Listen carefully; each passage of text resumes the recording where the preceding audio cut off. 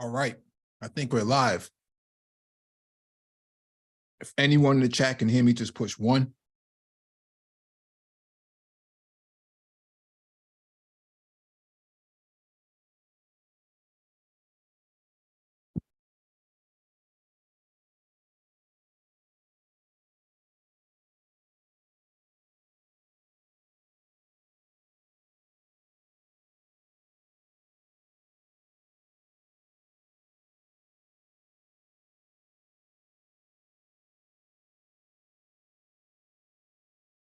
All right, got a confirmation. Thank you for the confirmation.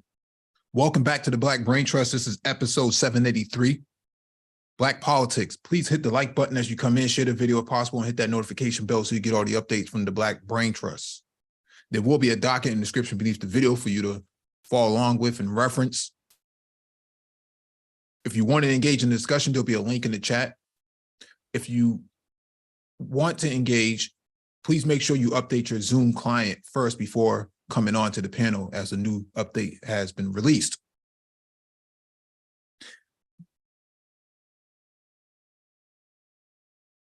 Give a shout out to AO, Ronin Unsung. Peace to y'all. Thank you for joining. We're just going to chop it up tonight, man. Well, like the title says, what do Black conservatives bring to the table? Okay. There's been a lot of talk since 2020 about Black men going to the GOP, voting for Republicans. You know, Dems are going to lose in 2020. They're going to lose in 2024. You know, it's going to be a red wave and turned out to be a red puddle or a purple puddle for that matter. And so we want to have a conversation about what do Black male conservatives bring to the table? Okay. What are they bringing to the table? What are the issues of the day? And how are they going to move forward with them? Been a lot of critique about brothers on the left. You know, people are so tired of the Democratic Party, the plantation, they got to get away from it. And I have to ask the question, what are Black men who are conservative bringing to the table? What's going on, Renaissance Man? Hey, what's up, Mike? Not much, bro. Yeah, no, interesting topic. I was talking to some people offline. I was like, at some point we may actually have to go and get like, someone from outside the space who's actually been in the politics, conservative for a while, that can actually break down why they're conservative. Because when you really press a lot of these people into space about it, they're hard pressed to bring you anything about what they're getting, what their objectives are, how they're engaged in the process. It's usually culture war stuff, and issues about women or 4-letter minority groups that seem to be the most common things that come up. Or they'll just say that it's this kind of a protest vote against the Democratic Party. Right. And I always want to understand, like, what is the protest really about? Because when you really think about, the issues of the day, like, for example, the 2 Justins in Tennessee, you don't really hear Black conservatives trying to defend, the First Amendment for these 2 brothers, Justin Pearson and Representative Justin Jones. You don't really hear them trying to back up that part of the Constitution. You don't really hear them, these conservatives, these Black male conservatives really outlining how big government is, or how government has too much overreach to throw these guys out of office. They seem to only care about whatever issues that they have, and then they malign it against the Democratic Party, but they don't actually talk about what Republicans are doing or what the conservative movement as a whole is doing to Black men. They don't seem to really identify that. And I've heard in this space that if you want to be a part of that part of the movement, that you have to drop your Blackness, socially speaking, in order to be a part of them. But that's like the template of being a sellout, right? I mean, To sell out means that you're compromising your integrity to be a part of that group. But these guys are actually saying that this is a good strategy to sell out.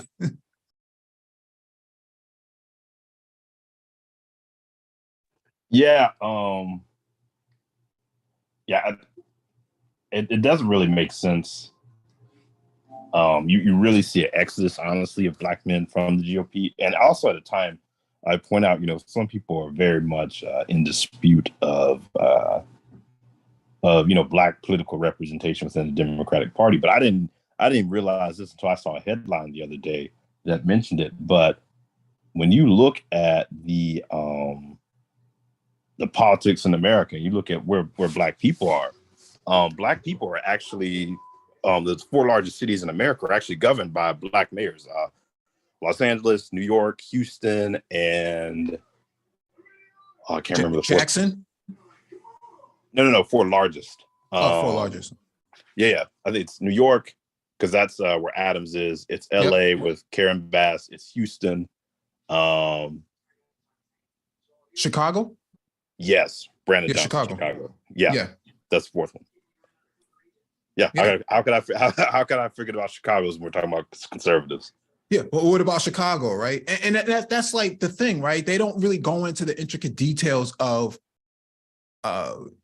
political positioning. They only talk about the culture war, right? Things that make them dissatisfied that really have nothing to do with their everyday way of living.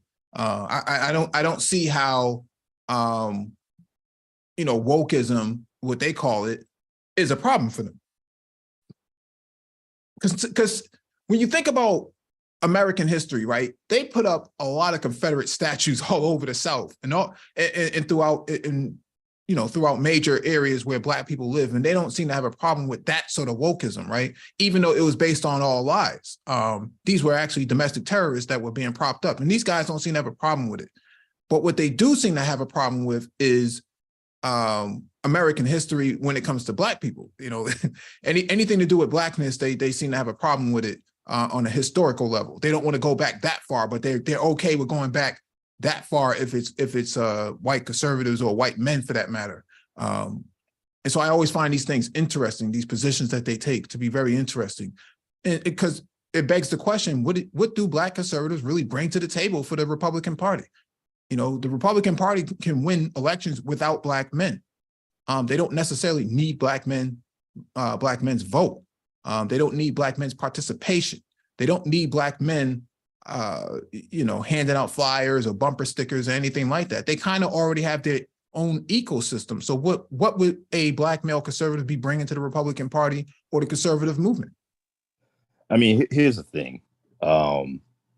When it comes to that, I mean, really, if you look at the optimal strategy for someone who's a part of the GOP and black voters, it's really about basically if they had their ideal way, I think they just want you to not show up and not be involved, because you don't want they're not going to want a large presence of black men and the GOP just because of first of all, you're going to scare some people. I mean, let's be honest with you.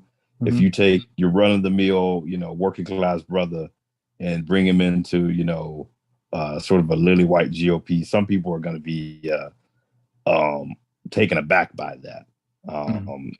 So it's more of, hey, we'd much rather have you not be involved, or if you are involved, like you said, you're going to have to be you're going to have to fit a very, very narrow view of, what they're going to tolerate. There's not going to be much room for people outside of the cut of, a Michael Steele, a Tim Scott, Colin Powell, and even them, you've seen how they've sort of been disrespected throughout the process of being in the Republican Party. So really, it's just a matter of, they really just want to shave off the Democratic vote more than anything. Because I mean, their whole strategy, when you look at things like the Southern strategy and where it's been historically, has really been to play up racial resentment, and you can't really do that, and really drive racial resentment, a white supremacist, white nationalist type of politics, with 20% of your party being black men. it doesn't work. What's going on, MOT? What's going on, man? I mean, for me, political spoiler. That's all I can say. I mean, because there's nothing really policy-based that has ever really came from that side. I mean, they get a lot of support, but they play on the fact that people care more about popularity than they do policy. So they trolls, pretty much just highly paid trolls, because we haven't really rated the actual involvement of people who don't bring any policy to the conversation. And we keep trying to have these conversations with these people for whatever reason. So it's nothing that's policy based. It's pretty much just a stand-in, and just pretty much to, like you said, political spoiler, to disencourage people to actually participate in the process itself by not bringing anything and humiliating the fact of the other party that they never brought anything. But the party that they want them to go be a part of also is the party that's voting against the people who could have done even more for them. So it's just, they just play up on political ignorance. And if people don't want to even learn the history, then you're just obviously going to keep getting used like that. So that's all I can say. And the other thing too is, I guess you could kind of say it's not necessarily their fault in a certain extent that they don't have anything to bring, because the GOP really doesn't have any policies. If you take it out of black men, just people in general that people really want. I mean, if you were to go down the list of Republican parties, okay, what do you want to do? Okay, ban abortion. Okay, you won that at the Supreme Court level, and then you lost when you put it on the ballot in Kansas, a state where there's more independents than there are Democrats. It's like, okay, you want to cut Social Security? Like, okay, that's highly unpopular. You want to repeal Obamacare? Okay, that's highly unpopular. You want to, take away people's voting rights? That's highly unpopular. You want to run Trump again for a third time. Okay, maybe he'll get he has like a 30% of the base that supports him, and that's really it. It's just like, it's just a series of really unpopular policies that, even if you ask a broader Republican voter, why are they, voting for these people, outside of, hey, I'm going to get a tax cut, or, hey, these people work for, watch out for my interest from a business standpoint, mainly a big business standpoint. It's like you really don't have anything that these people can tell that the rank and file American that they're doing for them, let alone them being black or white. And like I said, the things they want to do they're just not popular in American politics. Let me play this clip from Tim Scott in his willingness to run for president in 2024. Day, April 12th, 1861, in this harbor, the first shots of the Civil War were fired, and our country faced the defining moment. Would we truly be one nation, under God, indivisible, with liberty and justice for all? America's soul was put to the test, and we prevailed. Today, our country is once again being tested. Once again, our divisions run deep, and the threat to our future is real.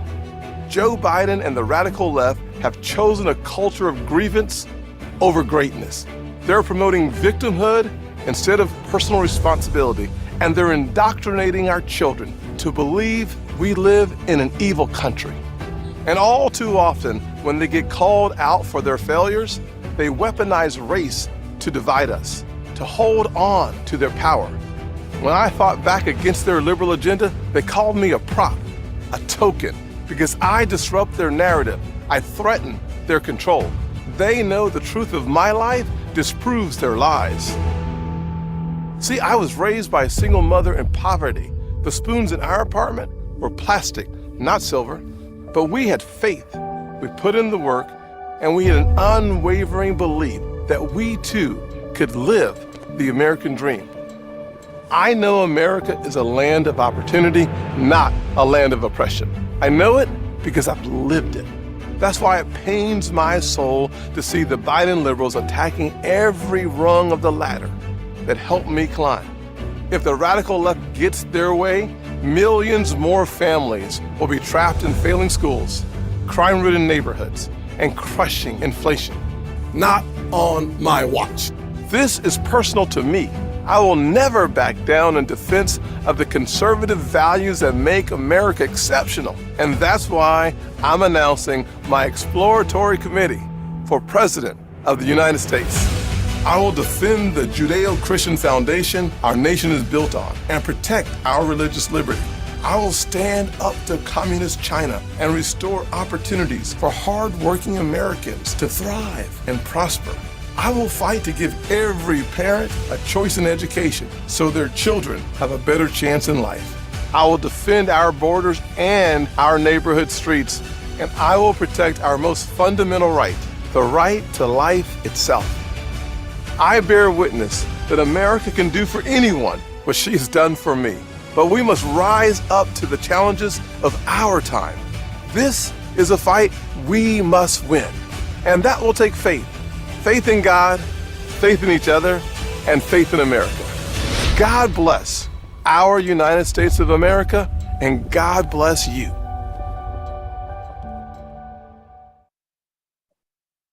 Unbelievable. Day, April 12th. Ahistorical. Wow. Let's really chop this up and break it down, right? This guy, right, Tim Scott, says that he grew up as, in a single mother household with plastic spoons. But why was your family poor? If America was so great, why was your family poor? Right? And so on one hand, he says, America, Democrats, the left, wants to make America out to be this evil thing. But you live in South Carolina, where one of the worst massacres of the 21st century against Black people was handed out there, and the same people in your state, Lindsey Graham and Nikki Haley, were unwilling to bring down the Confederate flag. Make it make sense. What does the Confederate flag stand for? I mean, the article of secession was very clear about what they were trying to protect there. Absolutely. And he's part of the party that actually the one who started this war in the first place. It's like I don't get this. Like this ahistorical idea that being from South Carolina, that it was this liberal bastion that needed to be saved from conservatism, when conservatism has always been the threat to the entire country, the entire time of its entire existence. Renaissance man. Yeah. The thing with Tim Scott is that he could actually, like, for him being a Republican, he can make the argument that, hey, I'm looking out for my best interest, in the sense of, he came from the financial services industry. I believe he owned an insurance agency before he got into politics. So, he's a millionaire. Now, I'm not saying, there are plenty of Black millionaires who don't, line up to the GOP and are business owners and are part of the Democratic Party. But at least from an interest standpoint, if he just takes the narrow interest of, hey, these people are going to keep my taxes low. I'm a business owner. I want a business-friendly environment. In that regard of what you traditionally see, then, hey, his politics make sense on the individual level. But what you never see with these individuals is it's never, they'll never basically line that, lay that out and say, hey, this is why I'm doing what I'm doing. They'll try to make it part of this like broader narrative of, hey, you need to abandon the Democratic Party. The GOP is going to give you all this opportunity. And it's just like, people don't want to be honest of, hey, this benefits me in a very narrow way in my interest. And these people don't even provide opportunities to the people who've been voting for them for the past 50 years. So. Indeed, man. It's just, the start of the Civil War, but why would, like MOT said, what was the proclamation of the war? That the very people who look just like you, they were trying to control and own as property. And that the same state that you're in does not want to pay reparations to people who your former ancestors were. I just don't understand what Black men are bringing to the table right now on that side of the fence. when I hear these type of statements being made, it's just like, it's just ahistorical, like MLT says, very ahistorical. And you can only run that on white people. You cannot run that on black voters. You can't, it doesn't work.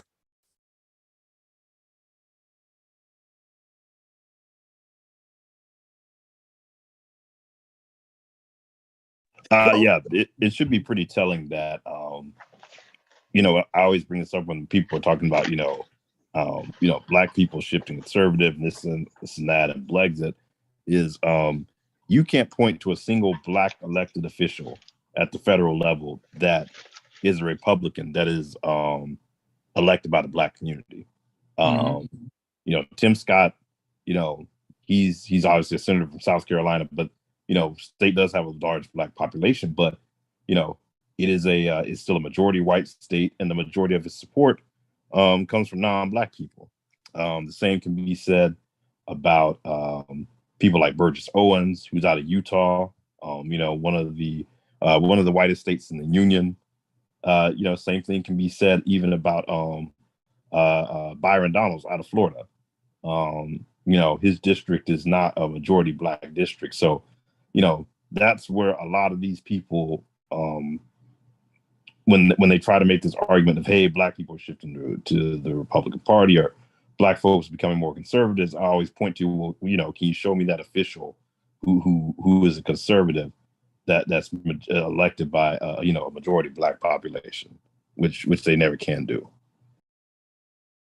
Or they never talk about what's going on in Mississippi, another conservative state where, you know, black people are you know, living in the gulag of American hypocrisy.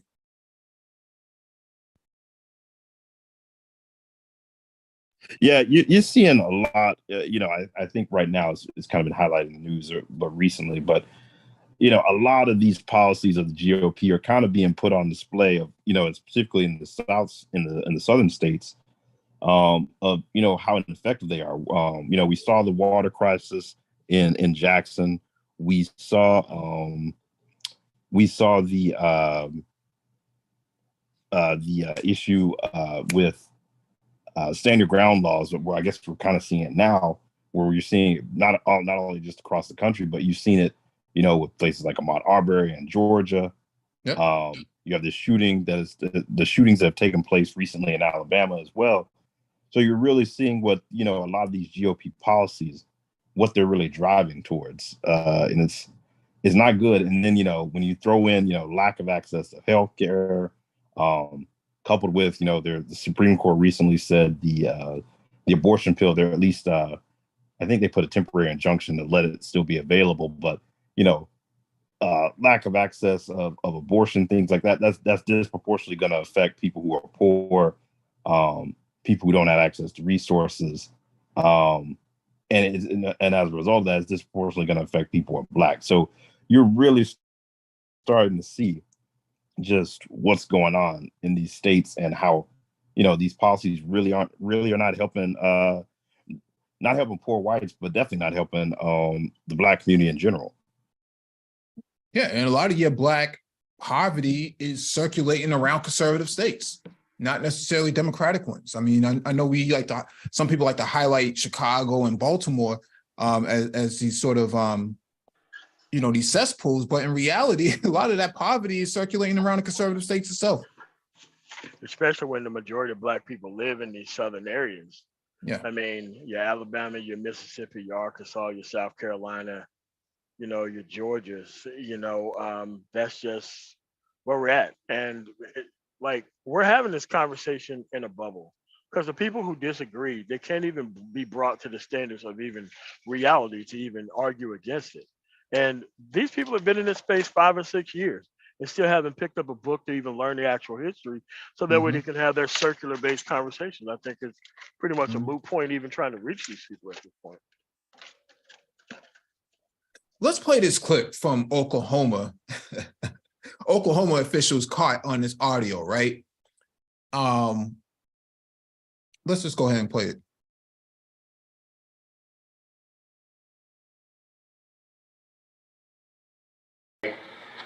On the bark body, we wrap it up in tinfoil to preserve the body and stuff like that, and then we got all the body parts and stuff like that. And Kyla was out there too. All the body part. Oh, she come apart. Yeah, just the bark bodies. No, I know. I picked up on and they really fall apart when they're burnt. And yeah. Have you ever had barbecue? That's another. Yeah. Same. I'm hungry. Kyla looks at the face. Glasses And they got to wrap the tinfoil and put it in the body bag. Kyla goes, "You do know what we got to do now, right?" And Face goes, "No, what?" She goes, "You got to preheat the oven 350 degrees, leave her in there for 15 minutes." And she went, bless her heart. It was, and then the medical examiner asked her, he said, "Hey, we're just going to eat." And looked at Face, he goes, "You going to go with me and go eat barbecue?" Realized, like your job, I heard the other day, said, I heard 10 to 12 people going to the sheriff. I said, fuck, let's get 20. They don't have a goddamn clue what they're getting into. Oh, yeah, Not this because day and age. but everybody. I'm gonna tell you something. If it was back in the day, would Alan Marshall take a damn blackjack, whoop their ass, and throw them in the cell? I'd run for fucking sheriff. Yeah, well, it's not like that no more. I know. Take them down here on Mud Creek and hang them up with the damn rope. Yeah. But you can't do And the that. thing about it They is, got more rights than we got. What they really don't know is and that's the thing about it. 20 years ago, I would have done something like that. But I'm 20 years ago, I wasn't in a political position. they're insignificant in my life. Yes. Really, they bring The old nothing to my saying is, table. What comes around goes around. It. It will. I told you it will. Yeah. I know where two big deep holes are if you ever need them. I got an excavator.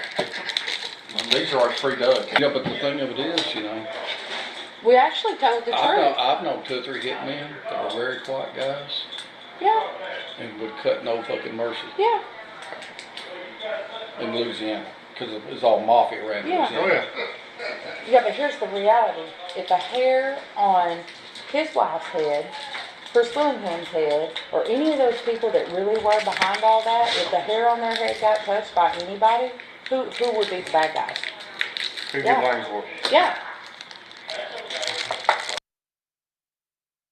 All right, man. Again, recently in this space, we had a kerfuffle, a brouhaha of certain Black male content creators getting behind an Anglo-Saxon woman saying that she's going to lead Black men and Black boys to the promised land. Okay. Here you have this Anglo-Saxon woman on this tape saying that Black people and more importantly, Black men are insignificant to me. Okay.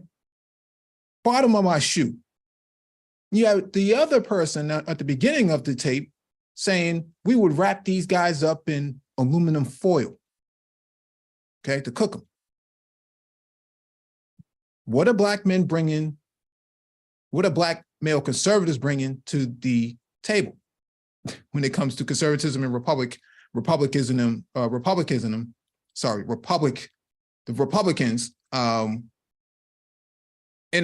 the political cycle for 2024?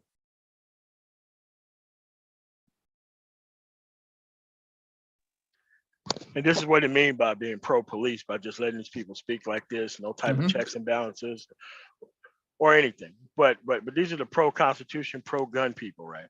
That we want to entrust with all these things. So at this point, you just have to go through and destroy all the arguments so that way you won't have people spreading political misinformation, disinformation. And I think what's more dangerous in all of that is actually running interference for the Republican Party while just dismissing the Dems altogether. And yeah, so we have to get in front of that. So that way, when you see people who are actually attacking one side, who is pretty ahistorical historically, but somehow they're just running up the numbers whenever it comes to people's actual deliberate ignorance about the entire subject whatsoever. Just taking advantage of people's political apathy, unless they're handed everything on a silver platter, and they're just using them the way that they normally do use them. It's just disgusting.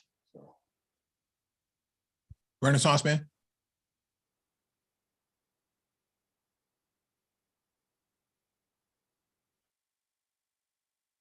All right, we'll skip Renaissance for now, but I think that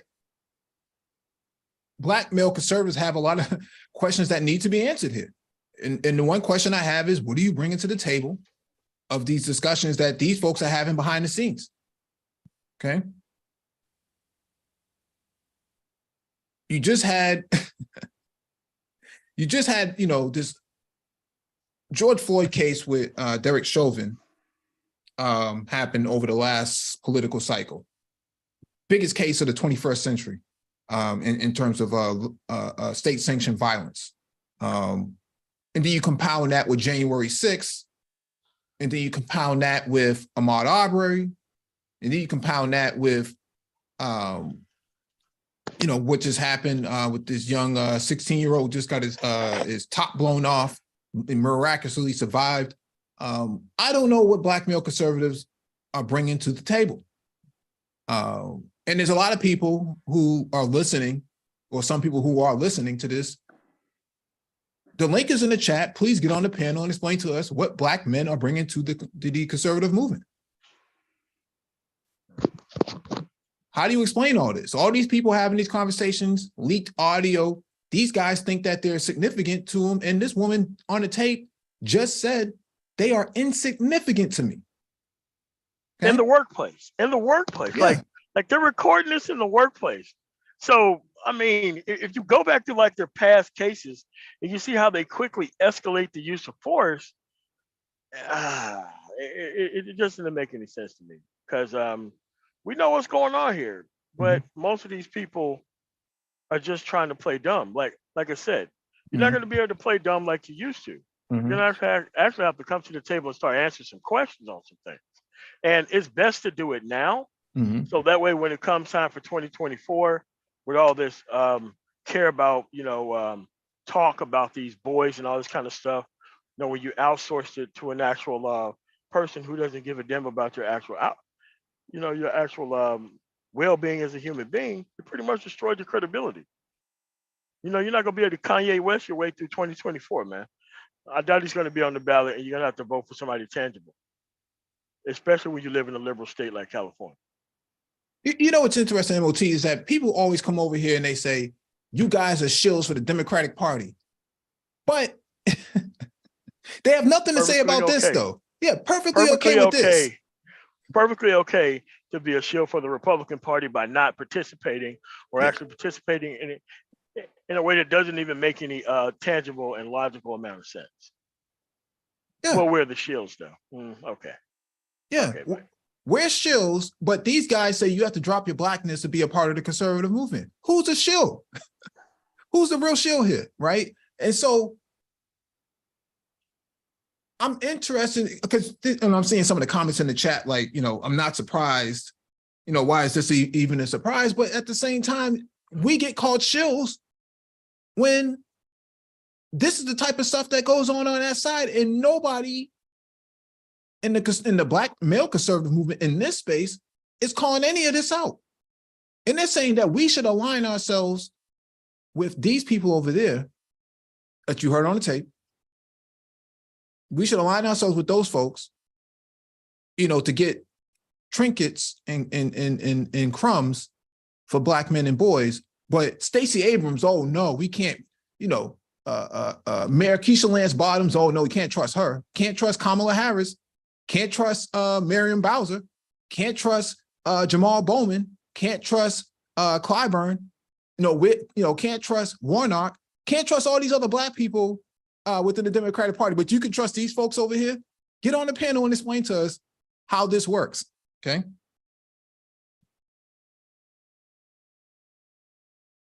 Yeah, racist being racist is no surprise. But when racists have political power and political positions, you need to answer that. You need to answer for that. Telling us that it's like, 2 + 2 = 4. Like, no, we're not here to talk about, the simple math equation. We want to talk about the complexities of the fraction itself. How do you come up with a justification for being with those folks on that side? I want to know. You got a problem with Joe Biden on a Zoom call saying you need to link up with the Latinos, but you don't have a problem with this though. All right, man. And they took his comments out of context. And if you've seen what happened since that actual conversation, everything that he said was 100% true. Yeah. You still need to go out here and coalition build and be part of things like everybody else. This ain't the 1960s. You know, we're not holding a strong hand. We're not really participating at a high clip where we are at the majority in most of these big cities. And then you have all this Republican interference running that we don't check within our actual group. Yeah, man. So it like a lot of this stuff, I'm telling you, man, like they're going to be supporting the people who show up.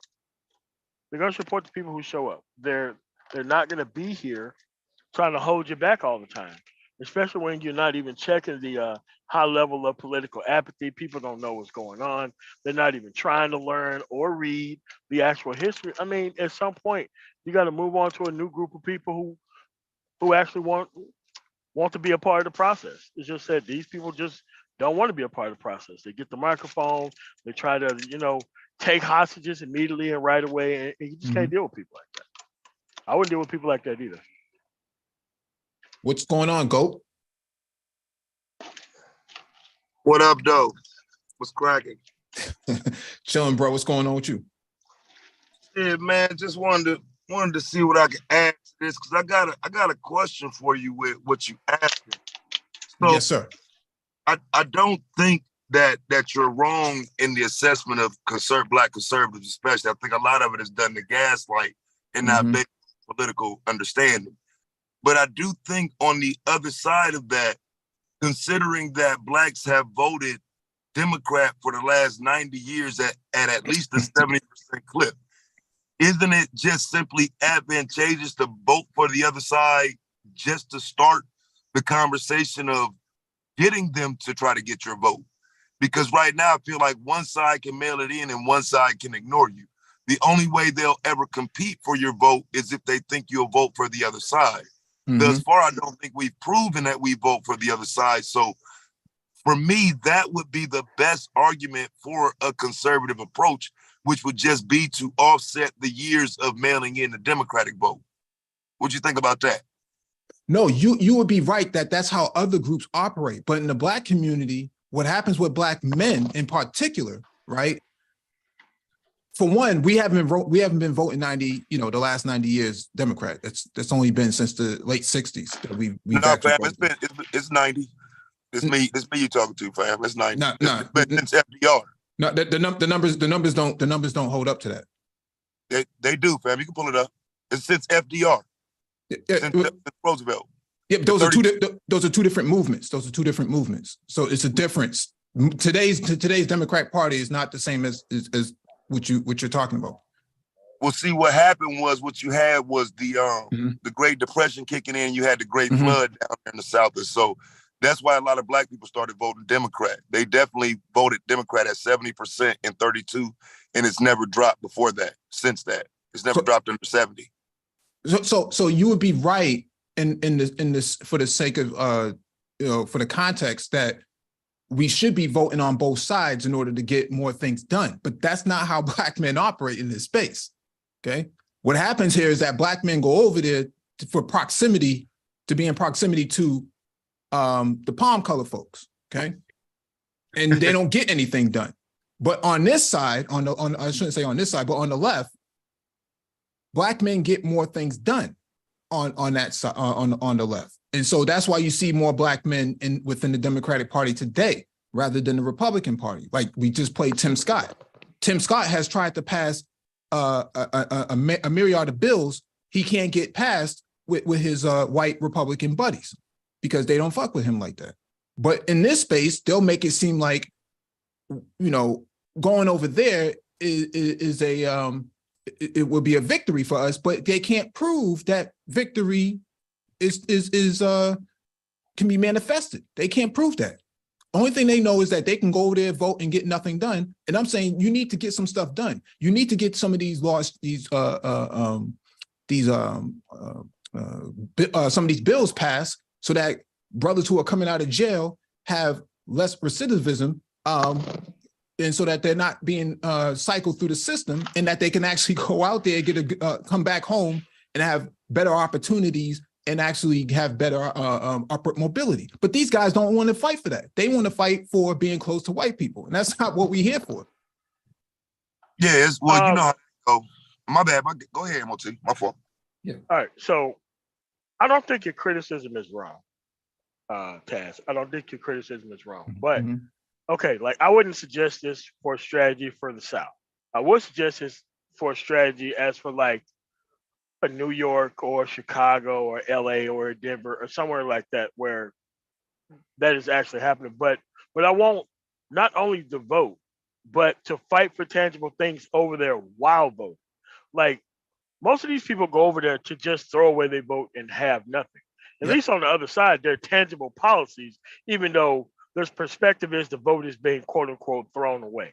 But at the end of the day, listen, I would love to have a competent, conservative, voting, policy-based conversation, but you know that we can't even have that online, let alone in actual public. I mean, there are some people that you could bring on and have the conversation, but those people are actually, I mean, a very small percentage other than the culture warriors and the actual racial, I'll just call them method actors that you have on the other side who comes in, say they spill and just leave. Like, I would love a competent conservative, Black conservative movement that has policy-based initiatives that they're going over to actually fight for.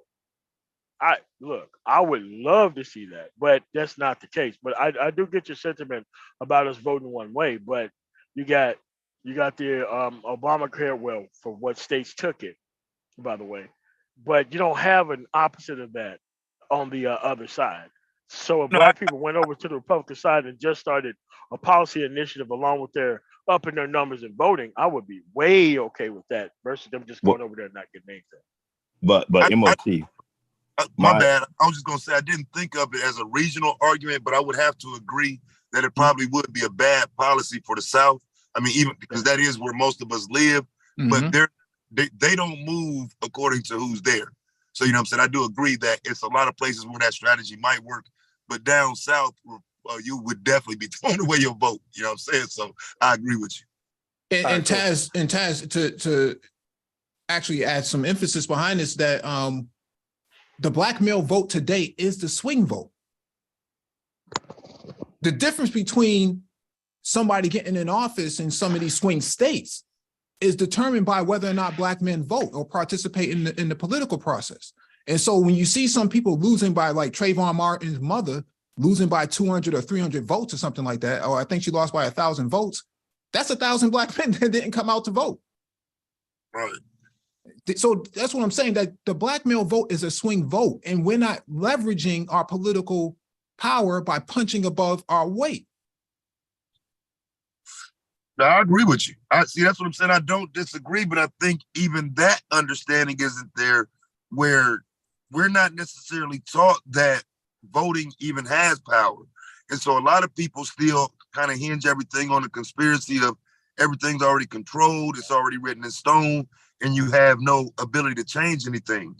I think that is the overall hindrance for Black people being politically astute. They don't even try because they're taught that everything is already etched in stone and there's nothing you can do. We got to get more Black men registered to vote. It has to start from there. where you decide to vote is your business. But when we start talking about progress and moving forward, I think the big challenge is a lot of Black men are looking for their masculinity in these palm-colored bros, man, brothers out here, or I should say white men, for that matter, right? And so I disagree with that. Nah, man, I see two. Because, for example, right? But you said in the political circles. Wait, just in the political circles, okay, in the political circles, right? You have several. You have several Black men who are conservatives. You have Tim Scott. You have Michael Steele. You had Colin Powell. You have Colonel West out in Texas, who's the head of Texas GOP, or at least he was before. You had several Black men who were in the GOP or in the Republican Party or in the conservative movement. None of these guys actually identify with them. The first thing they go to is Donald Trump, or they go to now DeSantis. It makes no sense to me. Go ahead, Renaissance man. Yeah, no, I was just gonna say the MOT's argument about people on both sides. The only problem I see with that is really no other group operates like that, in the sense of like when you look at the power base within the GOP, never at any time did they really talk about going and becoming Democrats as a means to get their party in line. When you look at how groups vote, for a large part, there's really a split. Really the GOP is largely a party of mainly whites. It's also male as well too. You do have a woman vote that is majority with the Democratic Party. You also have minorities or majority who the majority tip towards the Democratic Party as well. You really don't see one demographic like just going, throwing their weight behind one party, one election cycle, and throwing it behind the other. And the reason they don't do that is because, at least when you're talking about federal politics, is that's all your appointments on committees and things like that. A lot of that is driven by your seniority. So when you look at someone like James Clyburn, he's one of the most senior members in the House. So he's going to be on a lot of committee assignments, which when you're on those committees, you have the opportunity to influence legislation there, get it marked up, control what comes in and out of committee. So that's what a lot of people don't realize, is that you lose that seniority, coupled with the infrastructure you need to build in the party. I always go back to, if people are upset with the Democratic Party, people who are Black specifically, I have to first point out is, like I think you said, Mike, we're not voting at the rate that we need to. We don't turn out collectively like we should in midterm elections. And even in election cycles, we don't turn out enough people consistently like we should to really punch above our weight. Coupled with, you have to have people organized on the ground to build the actual party infrastructure. So a lot of people, I think, they don't really understand the process, coupled with they don't understand voting is the bare minimum. Like, you've got to vote, you've got to help people get elected, you've got to donate to campaigns, you've got a phone bank, you've got to organize, you got to do a whole myriad of activities to really have effective policy. I mean, look at the evangelical vote with the Republican Party. I mean, they chose one issue, which is pretty much abortion, and they basically voted for roughly 50 years in that party just on that one single issue, trying to repeal it. They had March for Life that they always organize around, spending money for organizing, lobbying. So I just don't think people fully understand what it takes to really make this system work in your favor. I mean, look at the comment in the chat room from T. Riddler. He says, withholding your vote is a form of leveraging your vote.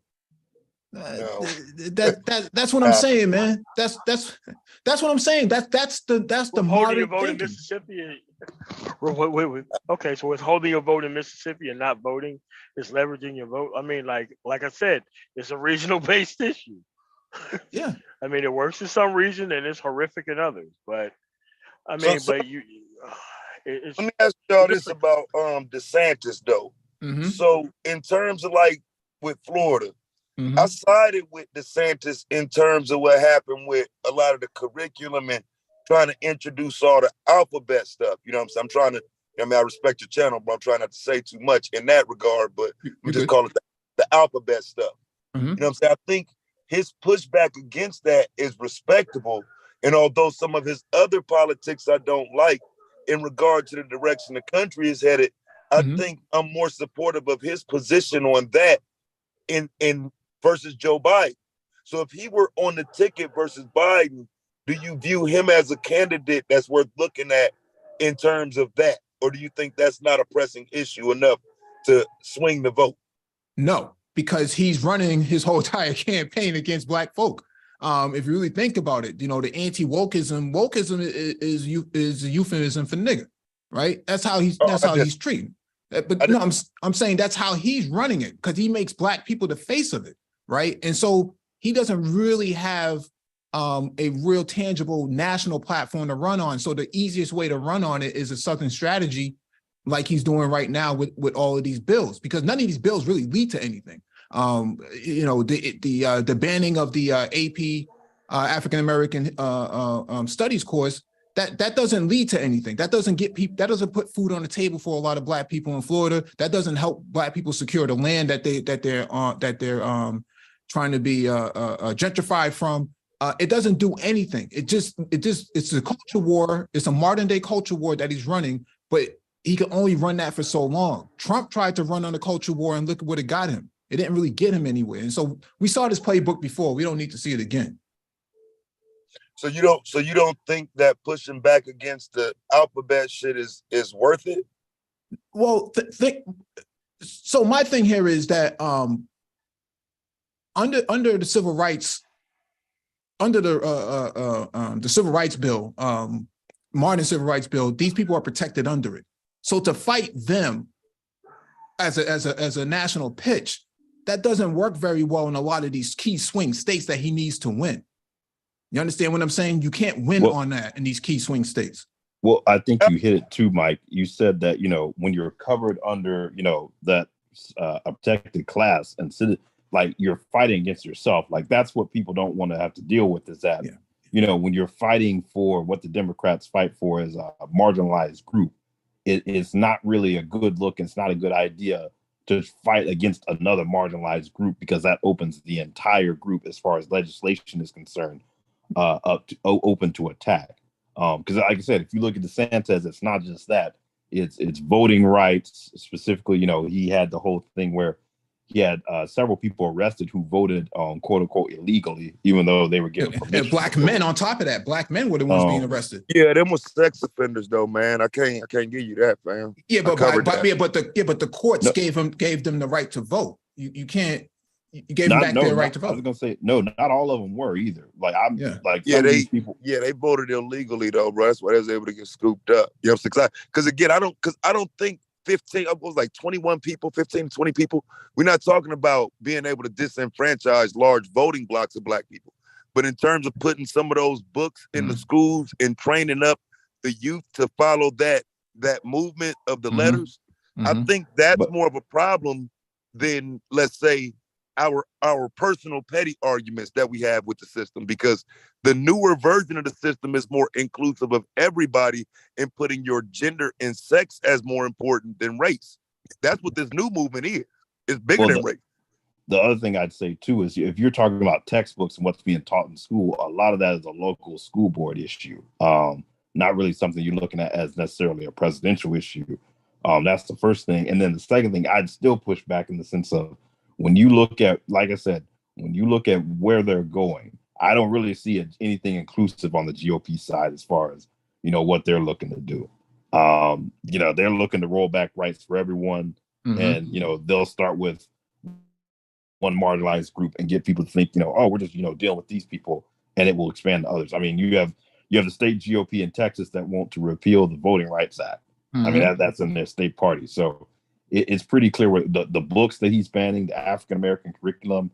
There was one bill that he passed recently that they were saying that Black fraternities and sororities might be illegal under that bill passing as well in Florida. Yeah, but so, I mean, you can spin it though any type. That's what I'm saying. Like, some of it be if you spin it that way. Because, like I said, I'm not a fan of DeSantis, but what I'm questioning is the direction, the direction of the country. People like Joe Biden are putting men in bathrooms with girls. So when you say it's not a national issue, it is. Because right now, when we talk about, let's say on the state level, it's just textbooks.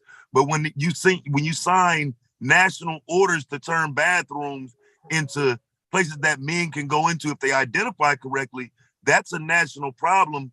And the mindset that's inside the office needs to be challenged in regard to that. Right now, they just got it free. You know how they solved that, right? They made genderless bathrooms. We had genderless bathrooms here for the last 10 years. That's not even a factor up here. Genderless bathroom. Yeah. Yes.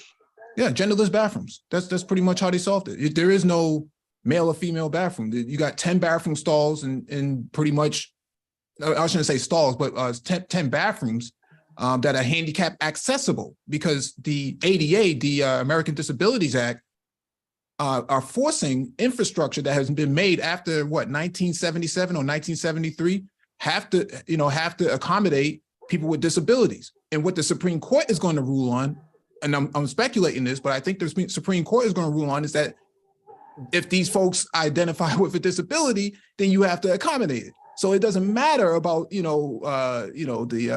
alphabets and all that stuff. All that stuff is going to go away. It's going to fall under one umbrella, anyways.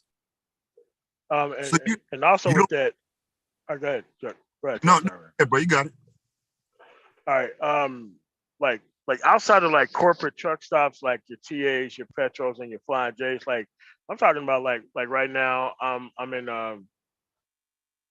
in Missouri, in the middle of nowhere. They got genderless bathrooms out here. When I know they don't mess with gay people like that, but they got genderless bathrooms. I mean, they're outside, but they're still genderless bathrooms out here in the middle of nowhere, deep conservative territory, and they have genderless bathrooms. So it's I mean, those issues have already been, kind of like resolved with the genderless bathroom thing. I mean, the whole for adults they have, but in the schools and whatnot, those issues still happening. That's what I'm saying. That's what makes the question about, is anybody willing to challenge it for elementary school kids and whatnot who are being told that they're not a certain gender. You know what I'm saying? Or to but even. That's still a local school board though issue though, right? Like I don't think you can legislate that from the actual. Yeah, the whole thing that started this was in North Carolina, and that was a state's issue. It wasn't a federal thing. That's why, like, when people bring that up, I'm like, but the federal government created the issue, because if it's just a state's issue, then the federal government wouldn't be able to step in. Wait, what do you mean? Okay, so this is where states' rights issues come in. When they apply pressure to the state, they remove funding and whatnot. That's an attempt to stop the state from doing what it wants to do. So what they started doing was pulling things from North Carolina. Remember, they took the tournament and shit from there. And yeah, so the NCAA did that, not the federal government. Right, but where's the pressure coming from? Well, because when you in order to receive federal funding, you have to uphold civil rights for people. And so when it doesn't matter if you accept $1, you have to uphold those civil rights of those people. And that's why they started pulling back funding. You can't just discriminate against people and then get the same funding based on people's constitutional civil rights. You can't do that. That was also corporations too. Like, let's be clear, corporate America has since the 70s been very pro LGBT rights, and so that's where a lot of pressure came from as well in that instance. Yeah, like I say, the pressure though hasn't led to much. You know what I'm saying? 'Cause even if we look at now, they still haven't gained much. It's just I think there's strides that they're trying to make. And my issue is we don't have that type of voting block that comes, because earlier you were talking about black men. Well, black men don't have a legitimate voting block to contest their voting block, which means a lot of what they want gets passed through. In a lot of ways, our needs aren't looked at, our desires aren't even paid attention to. So we don't, you know what I'm saying? Again, to me, it's a bigger issue that they have a voting block. They have things that they want and they can get them because they stick together. Well, I think it goes back to what do black men want that is unique outside of black people? Because I mean, when you start talking about black issues, I think, you poll most black people, I'm sure things that have to do with the economy, or let's just say financial issues. So things like, your home ownership, discrimination, however that's dealt with, police brutality, police violence, state sanctioned violence. Yeah. Those things. And then, something involving education, whether it be, cost of college, cost of schooling, school choice, whatever that may be. Those would be the issues, I think, when you ask black people in general, be they men or women. So I guess I'm trying to figure out what do you think is a black male issue specifically that's not being addressed by the Democratic Party? Okay, so when you say a black male issue, I do agree that no issue is probably just for black men only. But the issues I hear black men speak about, for example, are like recidivism, and things to do with family court issues and whatnot. A lot of that is local. But again, if people aren't even beginning to understand the political process, you would understand if we're talking about the top or the bottom of the political process. So I don't think even all of that is political party based. Some of that is just the need to get involved locally. So, you know what I'm saying? Like, I understand your point, but mine is the fact that that voting bloc is working together. And if we're going to talk about the reason why black men need to vote, it would be because everyone else's interests are being addressed and not yours. But Taz, that's what we've been discussing the last 4 or 5 years here. I'm not saying. No, I'm not saying that you're accusing us or anything. I'm just saying for the people listening to this now and on the playback, okay. that's no, what I respect what y'all doing. Yeah, no, that's what we've been saying the whole entire time. That the fastest way to get into politics is through the school board. Okay, most people come through the school board and they leverage their way up. A lot of black men are saying that that's not in their interest. Well, if you're so concerned about, the schools teaching, LGBTQ, stories and bedtime stories and all this other, salacious shit to your kids, why don't you go down there and run for school board position? Nah, cats don't want to do that. They rather sit up here and argue with women.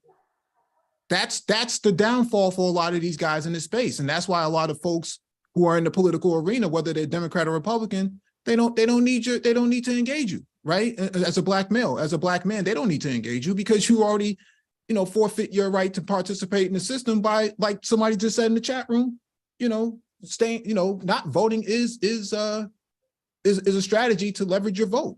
That doesn't make any sense. Yeah, I think again it goes back to people not knowing the process. If you know the process, you do think you have leverage by not getting involved because, well, if my vote matters and I don't give it to you, I'm winning. You know what I'm saying? And, it's a little more nuanced than that. Mm-hmm. But yeah, I understand it. Absolutely.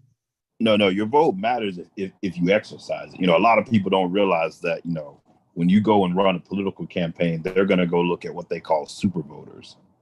That's people who continually come out to vote, every election, last 3-4 election cycles.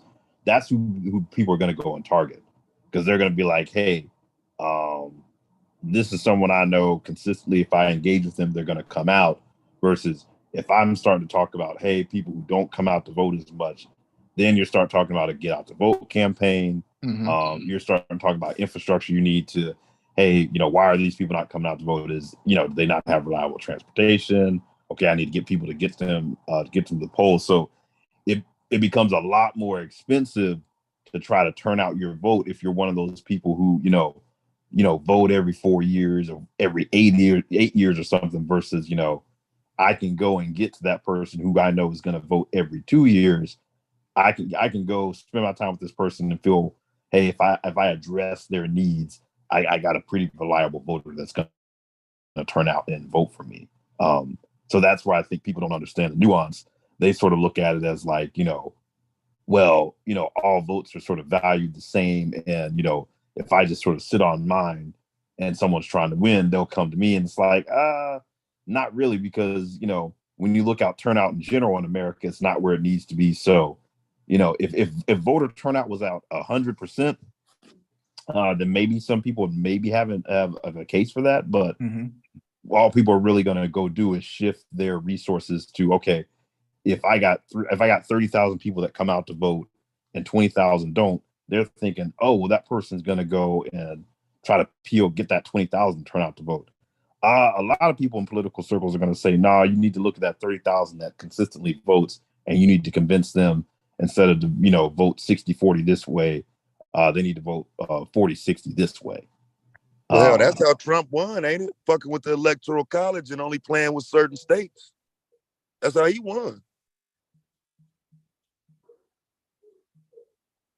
You don't agree? Yeah, he won. Yeah, he did. He won focusing on states, and Democrats also lost by not focusing on states. Yeah, right. Yeah, they didn't. Combination. Yeah, Democrats didn't focus on Wisconsin. Pennsylvania, Rust Belt, Michigan, like they needed to, and Trump did. So, yeah. No, it's just that whether it's Trump or DeSantis, I don't think either one of them are going to be able to galvanize the base to win. I think they're going to split a lot of the vote. I agree. Yeah, I don't think it's going to work in their favor. They better hope, the tangerine tyrant, man, he slips on the banana peel down, his Trump Air Force One and cracks his skull, because they're not going to win. DeSantis can't galvanize Trump's base. It's just not. It's not sustainable. No, it's not going to work. Trump actually got several endorsements today. Of people, I think, actually in the Florida legislature. So, DeSantis is hitting headwinds right now. His polling is not that great. I've seen like 3 different ads sponsored by Trump shooting at DeSantis already. So yeah, he already clapping at him. So he's preparing now. Trump don't be bullshitting, man. That's why I say it's going to be interesting, because I think he's probably going to win the nomination. I don't think DeSantis is even going to win. I think Trump is still going to win the nomination. Yeah, because it'll be suicide for anybody in the party to go up against Trump at this point. Even Tim Scott, which is why I started this stream, because I don't understand what Black men are bringing to the table. It doesn't make a whole lot of sense to be a Black conservative in this day and age and be a part of that party, especially after that leaked audio from Oklahoma officials. That was crazy, bro. That was crazy. Nobody fired. Everybody's still sitting there. Nobody going through a case that these people were actually invested or involved in. Nothing. It's like. Well, I think they finally resigned. I think the governor, people finally got like the one person to resign. Yeah, I just saw that a few minutes ago. He did resign, the commissioner. And so that's part of the issue, Taz, man. There's a lot of woefully ignorant Black men just walking around, man. We're not talking about guys who are like 16, 17, 18, man. These are grown men in their 40s and 50s pushing this type of stuff, man. I find it to be very poisonous for the space, because Black men could be actually that swing vote, like we mentioned before, where some candidates are losing by 500 votes. That's 500 Black men that just did not vote, that just decided to stay home one day. You look at some of these videos on YouTube of some of these young cats, man, who are, riding these dirt bikes and whatnot. 500 dirt bikes on the road, and yet I can almost guarantee you none of those guys are voting. If you got enough time to be popping willies, man, you probably ain't at the ballot. So we got to figure out a way to, parse out all of the poison that gets put out in this space and in social media, telling Black men not to vote, when in fact, voting is, their one of the simplest pieces of technology that you have is to vote. It's a social technology. Yeah, I don't disagree. At all. I actually think that a better political approach and a more astute outlook politically would help the community overall. I think the lack of that is only pointing to less and less people being involved in what would be beneficial to said community. So, yeah, I don't disagree with that at all. One of the things. Go ahead, Renaissance. Well, no, I was just going to ask too. I think we also have to ask, how much of this is apathy and how much of this is really, just kind of dudes, just really complaining, but not really being, not really wanting to change, more just, venting, and that's really it. Because I'm like, if push comes to shove, it's like, do you really want, more grants for businesses, or, more access to capital for businesses, or, lower cost to go to school, or, whatever you're doing, ease of, if you're face discrimination on your job, is that something that brothers are really, are really bothered by? Is this, like I said, this just a vent session where dudes are just kind of passing time on the internet? Because like I said, these things aren't really talked about. It's mainly women. But it's the ignorance, though, bro. It's the ignorant. They're ignorant to that conversation. I don't think that it's not that they don't care, or, or none of that shit. They don't even know that there's necessary things to be done politically to get us in positions where, my son will have a better life. know what I'm saying? I don't think people see that through politics. Well, I'm asking if some of these guys even see it in general, because I mean, I don't hear these guys really complaining about, I hate my job, or, I'm not making enough money. These people are underpaying me, this and that. I don't hear any of those complaints. I never do. Well, see, in these social media circles, because that's one reason why I thought Mike hit the live on this one. And so maybe it didn't have a backdrop, I thought. But when I seen MOT up here, I thought y'all was talking about the space. Because, I mean, I'm sure y'all remember the space was Trump crazy. Now, once Trump lost, everybody took off their political hats and whatnot. But for a minute, a lot of these men were just simply pushing conservatism with no understanding of politics, just wanted to be on the Trump train. And so I think that is the problem. They're willing to jump behind whatever sounds good that's going to look good inside of a movement. But most of them aren't trying to learn, even for their own local politics, how they could be a benefit to their own communities. It was a lot of stunting on here, man, with the MAGA hats. No, I agree. I'm just asking, like, do they even, like, is the fact that, the average brother makes $40K a year, is that problematic to these people? Like, do they even care? Even if they don't see it as a political problem, I just don't hear brothers, on here really saying. I hear both sides. I hear both sides, fam. I hear the white man is keeping us in that position, and also hear niggas is lazy. You know what I'm saying? I think we have never had the conversation where those two sides can come together and have a meaningful conversation. You know what I'm saying? Where, go ahead, bro. Go ahead.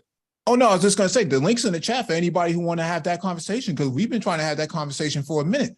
And a lot of these guys, don't want to come up to have that conversation. Like, look at the comment in the chat. Let me just pull this comment up real quick.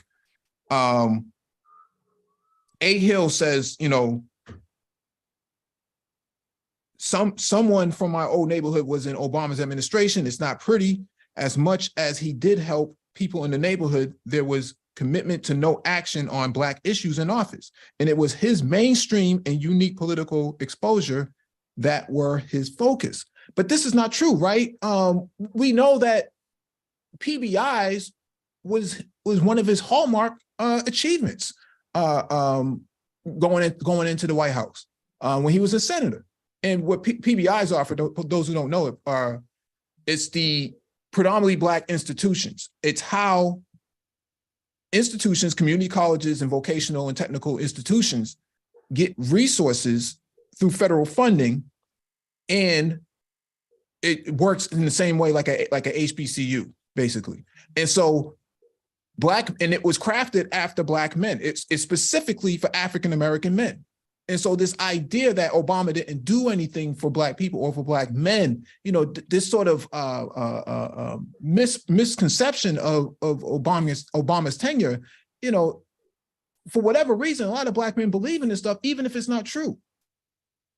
Even if it's not true, they believe in it, and then they go to the ballot, or they don't go to the ballot based on this misconception of Obama and his tenure. Now, if we go to the next statement from A. Hill, he says, Kamala, he's talking about the vice president, committed to not addressing Black issues. She said the policy would have to help the general population and would not be focused.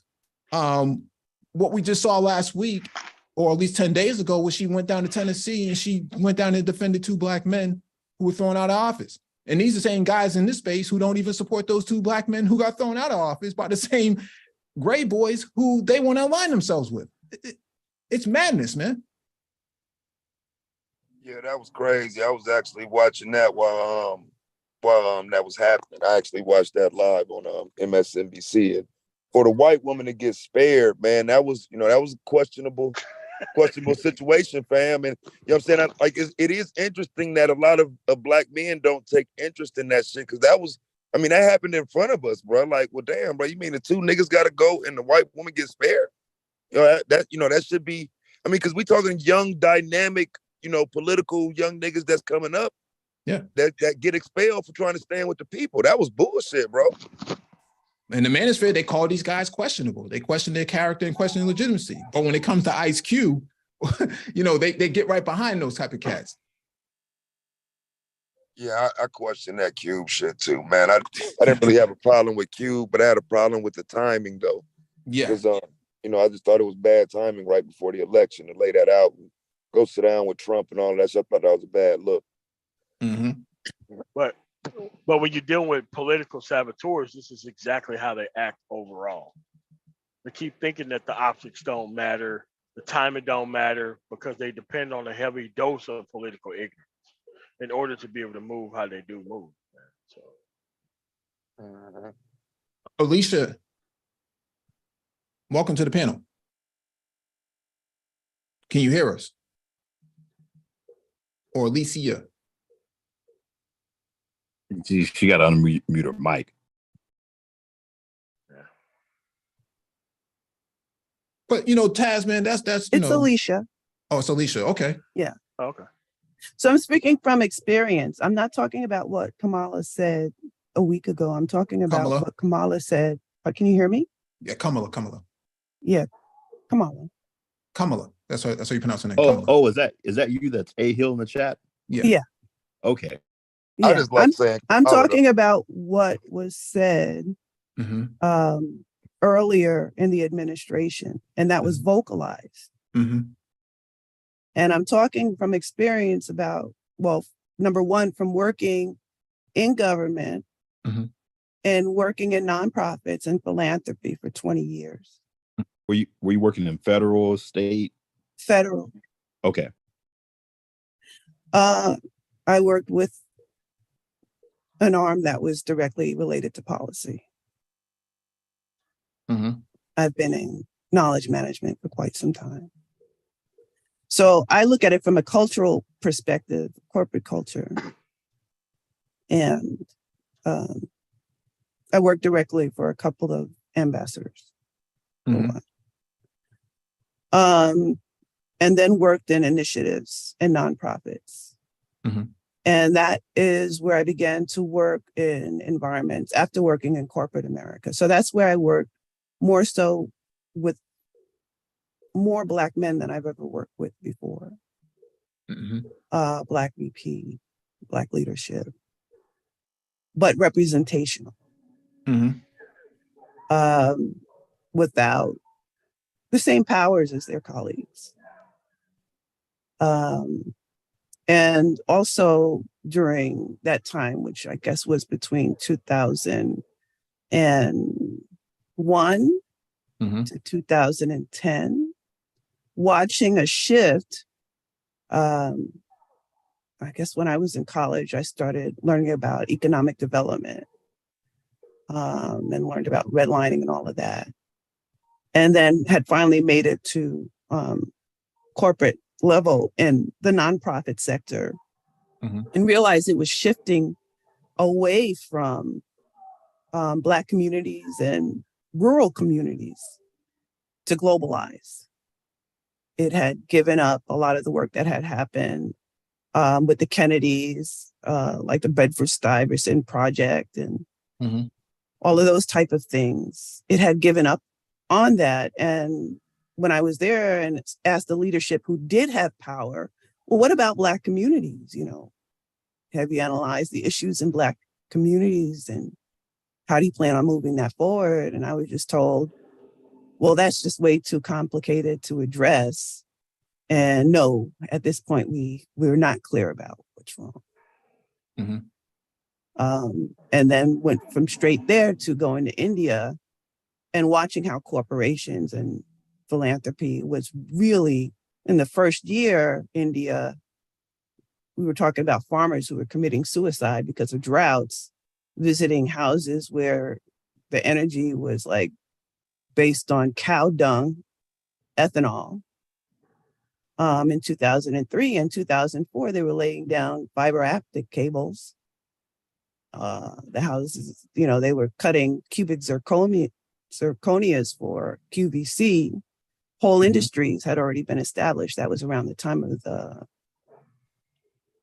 of the call centers. And then from there, I could just see just rapid growth, you know, until the recruiter monopolies of today, they drive our employment beyond Black populations, the American population. So I'm not saying that I'm accustomed to political terms. I'm accustomed to listen to conversations about what drives action, what leverage means in liberal organizations, and it's not ongoing or sustainable. There are sort of these tests, these little tests, or these initiatives that seem to me to be tests or approaches that you try. Like, you know, I was there when Fist Stick Night Gun, I can't think of his name. It's a man in Harlem who wrote the book Fist Stick Night Gun, and then he went on to build an educational program there. And not you know, the Jeffrey Canada? Jeffrey, yeah. Yeah. Okay. And it just seemed to me like, oh, it's a great thing to do. And the kids who go there are going to benefit from it. But the talk about scaling up never broadens it so that it becomes a broader reach. You know, it becomes something that's normalized. When I talk about the person in my community, you know, I grew up my family was a business family. We made our home a business. My great-grandmother started the first daycare center before there were actually daycare centers in the middle of a Black upper-class neighborhood. Willie Mays lived in our neighborhood, Malcolm X, a whole bunch of entertainment folk, First Circuit Court judge of New York. We had our own Black doctor. At the same time, underlying that was when my great-grandmother moved in, it was an Italian neighborhood. And underlying that was crime, low-key crime that existed before we got there. And the politics of crime. And so I can see it from that perspective too. I can see that sort of underground hidden influence where when I moved and bought my own house, I moved to New Jersey, and I see the underbelly of that. I see what happens when you don't work in corporate America, can buy your own house. And maybe some people leveraged that industry, but they were, for the most part, upholding themselves. When I moved here, I saw a place where a whole bedroom community had been built for women who clean white people's houses. And their sons, although educated, were part of crime. Crime culture. Are you saying that's a reflection of the parties or the political system? What are you? I'm saying that the way America came about, the way urban areas were built, the Black migration. My family originated in Georgia. My great-grandmother moved from Augusta to Chicago, had her 2 daughters with a Mexican husband, and left that, got a Black husband, moved to Harlem, continued having children in Harlem until they were in high school, and then bought a family house together. You had that, but she also told me that most of her friends were on welfare. Most of her friends couldn't keep up work with white families, cleaning houses. Was this the 60s, the 70s, the 80s, 90s? This is the 40s, 30s, and 40s. Oh, well, my yeah. great-grandmother.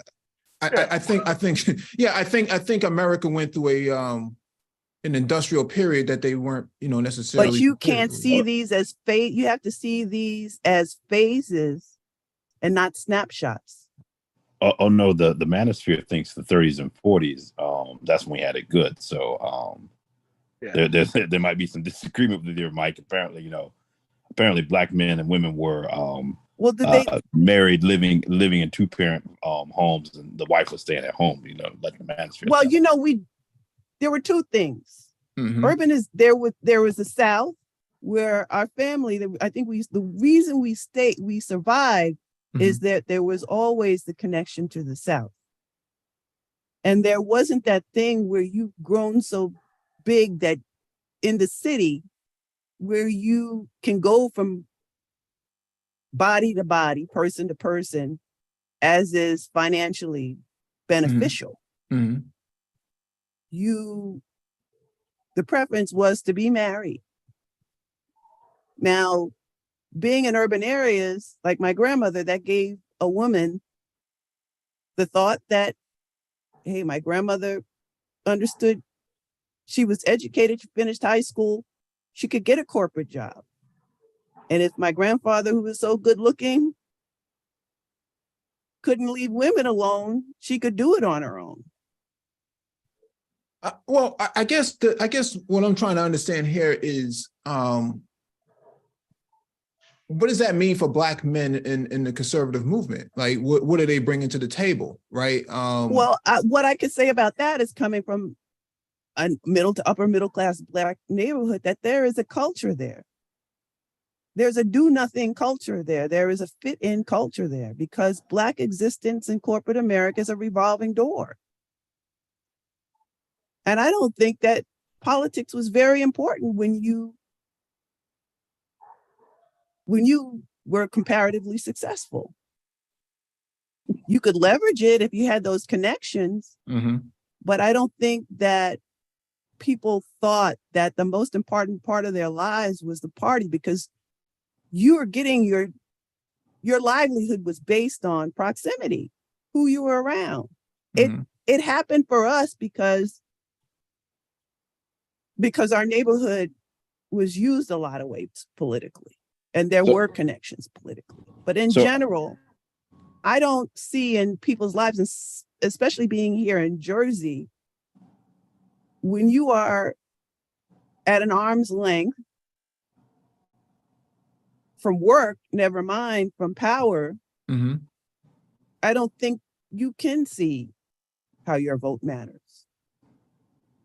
So, I mean, when you say proximity, are you saying that it is more important for Black people to have proximity to corporate America than to politics? Is that what you're saying? I'm saying on those two sides you talk about, the white man side, a man who was probably born on this side in New Jersey, with a bedroom maid community, and their mother may have been a maid and prostituting on the side. Okay. And they've gone through the crack epidemic. And there's a lot of racism here still. New Jersey has the most school districts, and you can't necessarily intermingle the way you would, or walk across neighborhood lines the way you would in New York. Yeah. I worked in Princeton for a while, so I kind of understand what you're saying. I think the ultimate overarching, question that I have is, what are these guys bringing to the conservative movement when they themselves aren't aligned conservatively with these folk over there? Because I really think that they're developing. I don't think that they even saw themselves as conservative before, because neither the Democratic nor the Republican side engaged them in a way where they would see themselves as the same party. Are you saying I don't think it's until Trump that you had this idea of Black conservatism? Wow. Except that we were Republicans, and Republicans, in my great grandmother's era, and Republicans did open or encourage voting, but then you got lynched by Democrats. Yeah, that was before 1965, right? That was, again, that's my great grandmother's era. She was born in 1901. but I'm trying to understand how does it relate to today, because Democrats aren't lynching anybody today.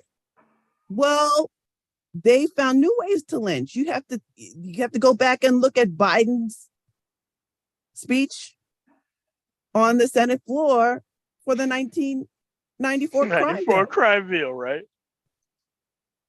Everybody, including your children, could get incarcerated.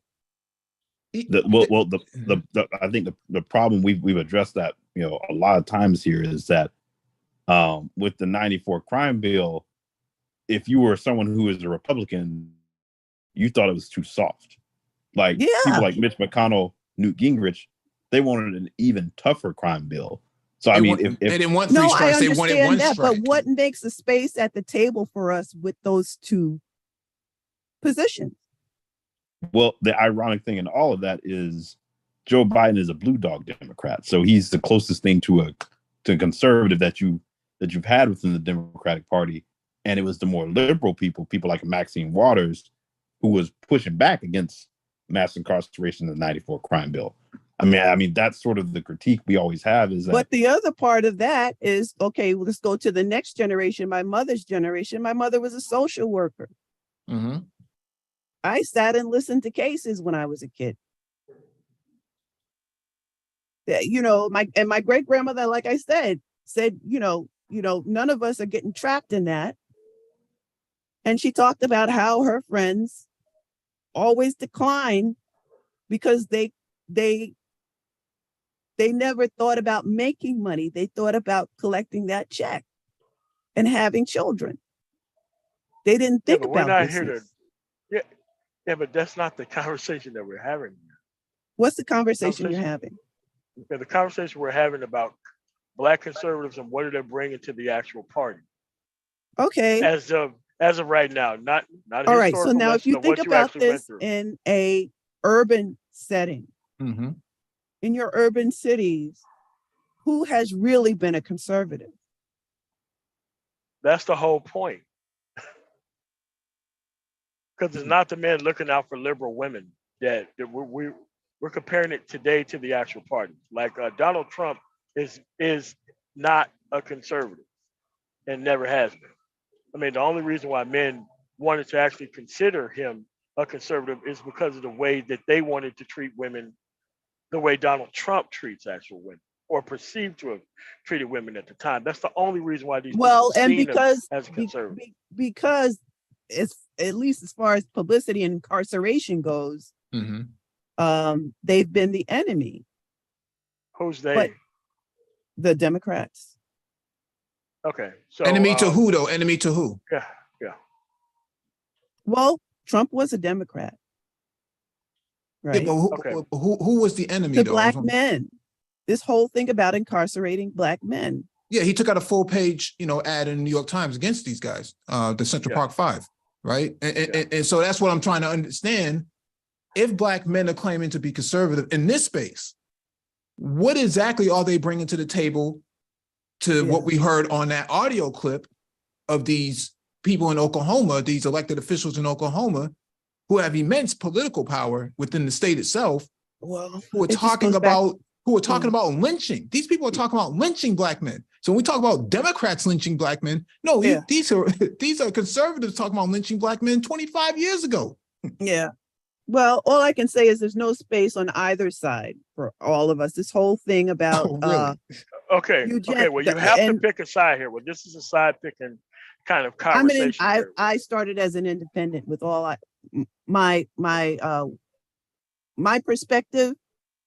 When I was of age to vote, I signed up as a independent, and to me, you just have to look at the policies and figure out what works for you.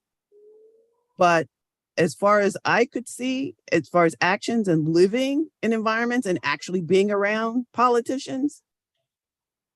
Okay, well, I got a great question for you. What's that? When did you vote Republican? And what was that based on? Since you're an independent and you have to look at everything. Actually, I never voted Republican. I thought about so what are we talking about here? What? Okay.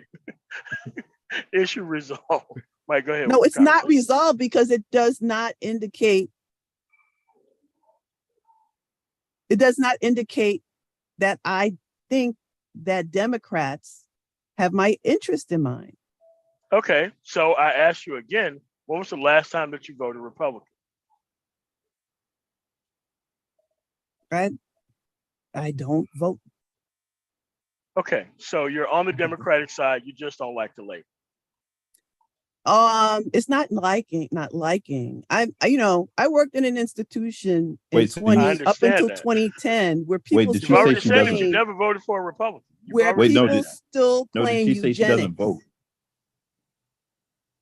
Where Did you say people you don't still vote? claim eugenics, where I was harassed to the point I of mean, no, this is litigation. all culture warrior stuff. All right. You say that you never voted Republican, right? No. Did she say she? Did you say you don't vote? You didn't vote Republican, or you don't vote? I voted for Obama. I voted for Clinton and worked in government during that period and was thoroughly disappointed. Would you have been and more regretted my vote. less Bill or disappointed with- Hillary? Bill or Hillary? Never vote for Hillary. Okay, so I have a question. So actual field that you had as an actual during what Republican administration that things were just going good for you, and what was those reasons? I mean, you can't say anything went good for us.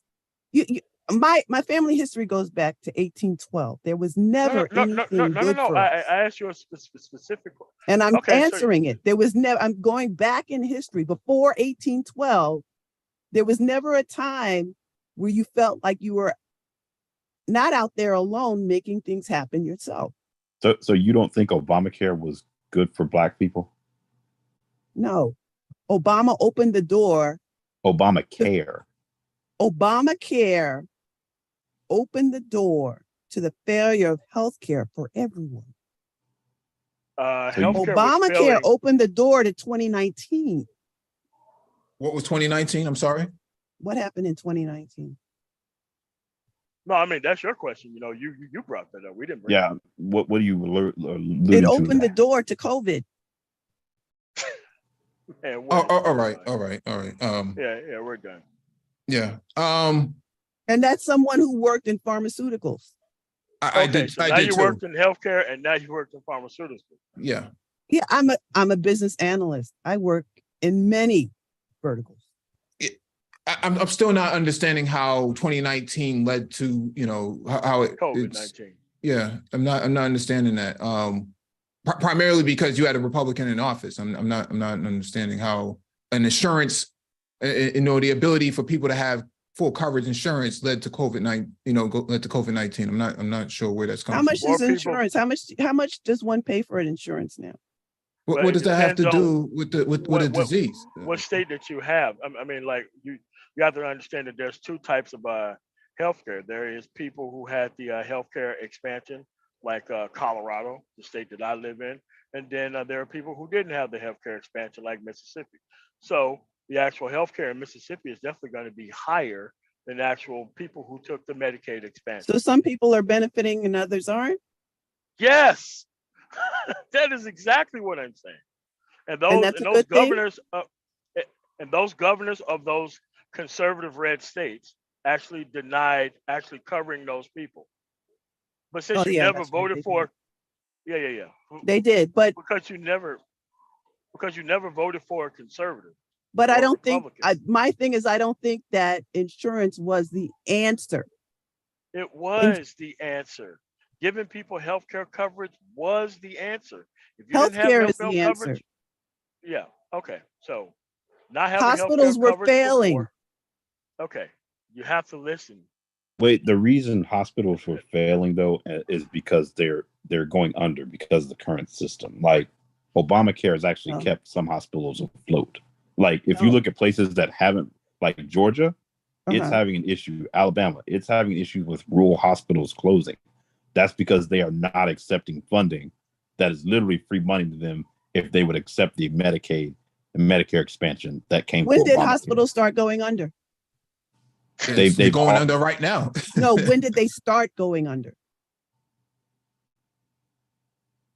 They've had, oh no, since healthcare costs have started soaring out of control. That's really when it happened. When was that? You start to really see it in, I believe, in the 80s when you start to see deregulation, and you've seen it continue to spiral up. Okay, and so insurance companies are helping that, because companies do not no, provide insurance healthcare. companies are not helping it. I mean, Not. not helping, improving or saving the hospitals. They don't provide healthcare. Hospitals provide healthcare. I know right that's to obvious, get healthcare. but are insurance companies and their set rates improving the fiscal stability of hospitals? No. Okay, No, that's they're what I part thought of I the heard issue. you say.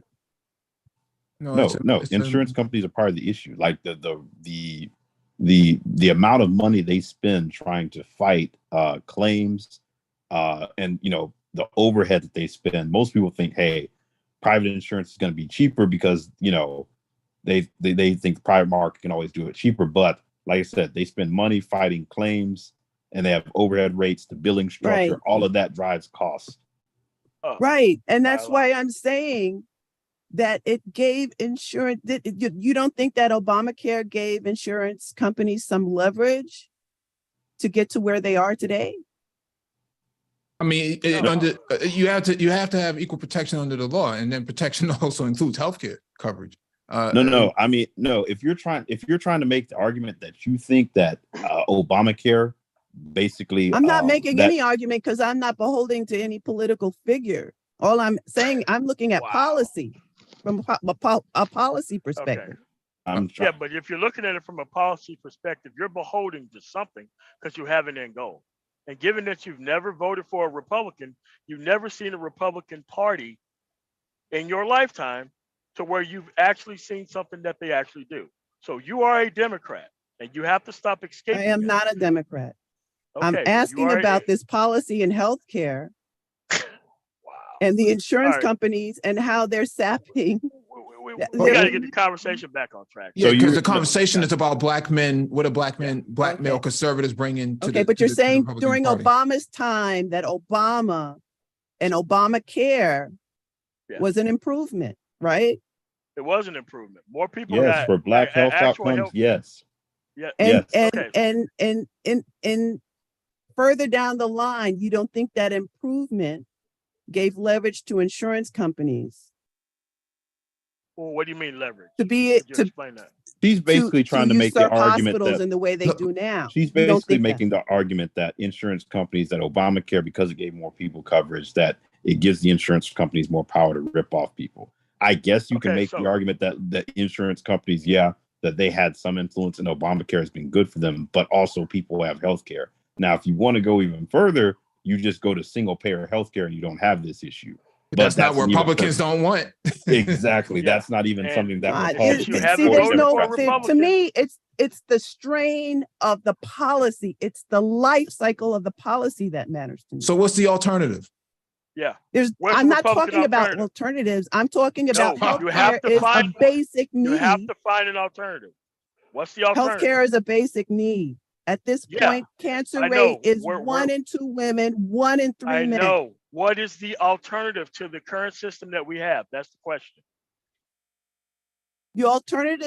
My alternative is that the focus becomes policy, that there is a KPI and project management arm to policy, that there is evaluation, that failed policy gets cut, that there is an understanding of what basic baseline policy should be, and who is the best person to juggle all of that and carry it through. So you want evidence-based policy, which is something that's something. Do you think the GOP provides evidence-based policy? I'm sorry? Do you think the Republican Party I don't think either party, having worked with a bunch of Democrats, I know that they don't have, because I work in knowledge management and no one wanted measures. Okay, so we Yeah, we need to get back on track of the conversation because originally we're talking about what a black Measures male are important. what black male conservatives are bringing to the table, and not so much about. But the you know affordable that they're not, because they're not politically active. Oh no, I'm not. You get no disagreement from me, but there are people in the chat room, such as T. Riddler, who says that we're And cutting at the you same off. That we're time- cutting you off from your actual speech. In reality, we let you speak for 5 minutes, and so how can we be cutting you This off? sounds a lot like the real Dana. I'm not gonna bullshit you. Well, This is her same arguments. Yeah. Well, let me. The same exact argument. She's also from New Jersey too, so. Also I'm from not New from New Jersey, Jersey. I'm not from New beholden to York. any If you type of listen, policy. I moved to New Jersey. No, we understand it. We're actually jonesing with you. Well, let's go to No, the comments. Let's go I'm to the being comments serious. in the chat. No, I'm Let's go- saying you let's- have to dig into policy. You can't just keep making arguments and moving back and forth. Who's doing We're that at the on here? point now where even the white people are Negroes now. Okay, this is beyond. man. Wealth has gotten We're to the just being point. trolled at this point, man, because there ain't no point. I'm trolling. No, she's a long-time subscriber, so I don't want to say she's a troll, but I definitely think that we're way off track of the conversation. So I want to make sure we Okay. shift back to the conversation. I'm sorry for at hand. interrupting you. Go ahead. No, yeah, we just want to move back to the focus of the conversation. All right. Let's go You to the guys chat. take care. Oh, thank you for coming up. All right. Ms. Hill. Good night. T. Rilla says, complex design, you and Mike V don't advocate leveraging both sides. You create straw man arguments to attack Black men who don't think, like, or agree with you. But I could have sworn at the onset of this conversation with Taz, we did establish that we agree with, there should be Black men voting on both sides, or Black people voting on both sides of the political aisle. So how can you accuse us of that? Doesn't make a whole lot of sense. What they actually do is they just have their preset statements that they just go through them one by one, without the regard of how much the strength of the statement is. I don't even think they even listen to the conversation. I mean, you just come here and just say stuff. I mean, but here's the thing. The link is in the chat. Come up here. Come up here and ask your questions. Yeah, I mean, it's kind of hard to have this back and forth conversation and just answering questions when you talk a lot of stuff from the chat, bro. Just come on up and let's have a conversation like adults, and that way we can get the conversation over. Let's go to a second comment. He says that at Complex Design, for one, saying and alleging Black men believe that Chat GPT is saving Black boys and men. But those were his words. We played it already. Those are his words. Those are not our words. Those are his words. We didn't put that in his mouth. And he tripled down on the breakdown interview with the actual guy who said those statements. So it's like we have to catch them up on this actual commentary when it's just easy just to hit the link, come up here, we have the conversation one time, and that way you're on track. Otherwise, we have to respond to all these comments that are not even on track or no ahistorical knowledge of the conversation. We're just pausing the conversation to just, I don't know, deal with him. Yeah, it's just like putting banana peels on the street, hoping that Mario Kart goes off the road. But yeah. T. Rilla says again, at Complex Design, 3-letter guy said she is a tool to push a message forward. I never heard him say she is a leader or a savior of Black men and boys. Well, that means you're just either not paying attention or you're being disingenuous. I mean, we played the clip already.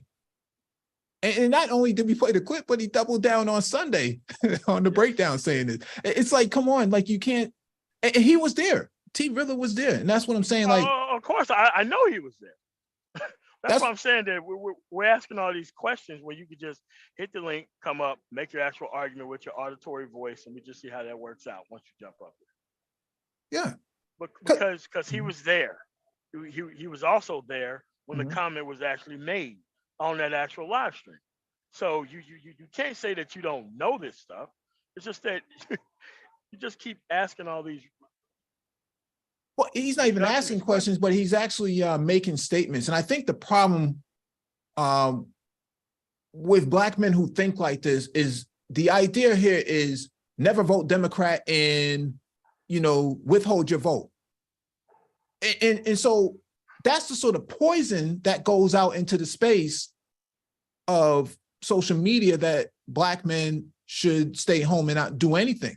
But then they expect everything to be done for them, at the political level, and then they're surprised when no one cares about what they're saying. For example, when Ice Cube came out in 2020 with his contract of Black America, there was all of these murmurs and brouhaha about, well, why isn't Biden and the administration talking to Ice Cube? But they don't really need Ice Cube, right? And so Ice Cube's not an elected official, nor is he anybody of consequence to either party. See, the standard here is Democrats must do something for me to vote for them, or else I'm going to withhold my vote, or I'm going to vote for the Republican Party or the GOP or the conservatives, and I'm going to not get anything out of them, but I'm not going to hold them to any standards. I'm only going to hold Democrats to a standard. This is an insane perspective to have. It's not a policy-based perspective. It would be like me saying, hey, I want a policy passed, I want a policy against, let's use the example of, like, the 94 crime bill.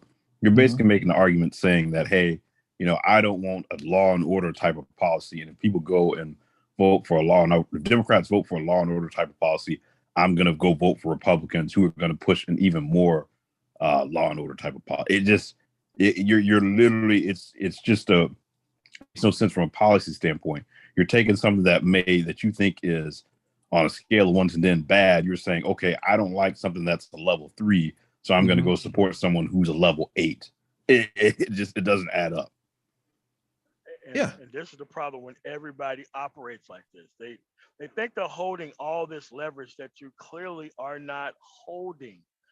And no one is going to come to you like people expect for you to read this stuff already, to understand this stuff already. They don't have time to be trying to follow you around like a dog with a pooper scooper trying to get you to come participate in democracy.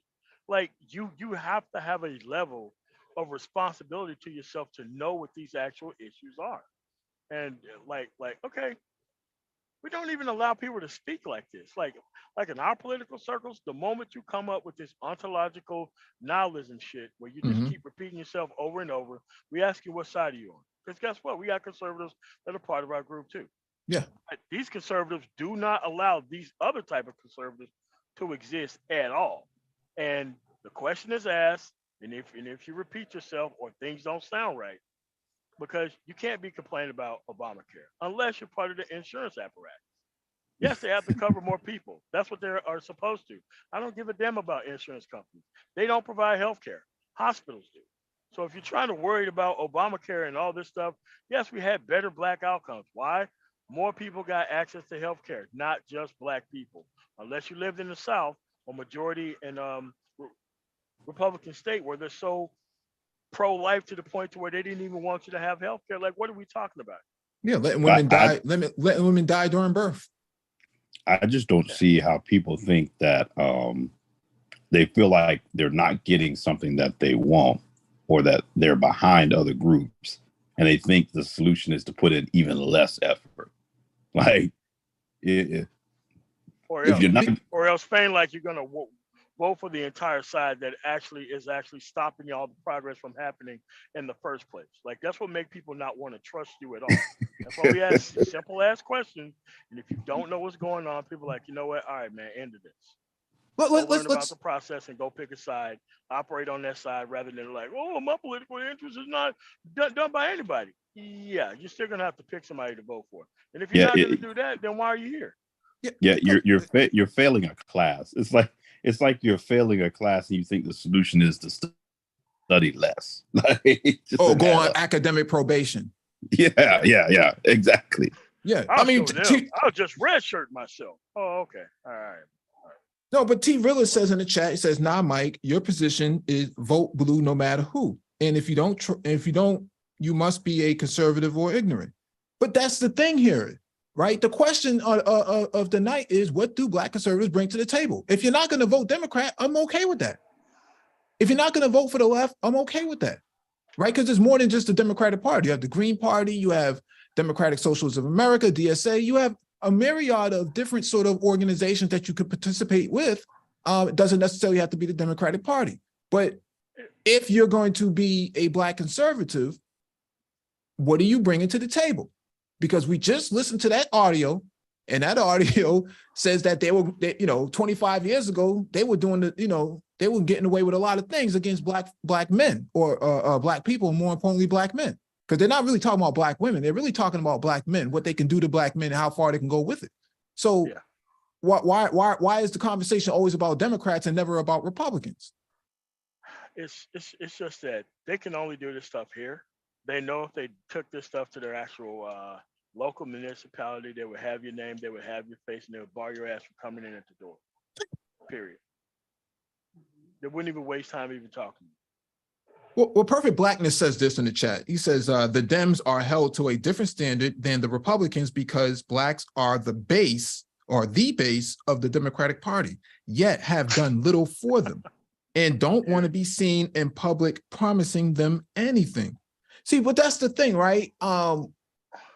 If you're talking about at the state level, you can maybe make a case that maybe Black people didn't get their potholes fixed in their neighborhoods, or maybe they didn't get working traffic lights or street lamps or something like that. That's one thing. But to say that that's happening all across the country, that's just not true. I mean, we've proven that the last, we're in April right now. We've been, I've been back on the Brain Trust since January, covering this stuff ad nauseum. I don't see how this is true. Well, I'd also say to that point, when he says no promising in public, I mean, people don't usually promise things in public in the sense of, like, they may say, hey, we're going to, work to do this. But I mean, Biden put out a plan. He put out the Lift Every Voice and Sing plan. He put out there what he wanted to go and do. Now, like I said, you had a 50-50 Senate, and you could only really get things passed through reconciliation. And that would let you do a party line vote in the Senate on certain things like spending. So, they're able to get like the reconciliation bill through that. I believe Warnock was able to put like the stuff for the bill for Black farmers in. But there have been plans out there. So I'm still struggling with what people are necessarily wanting that they're not getting specifically.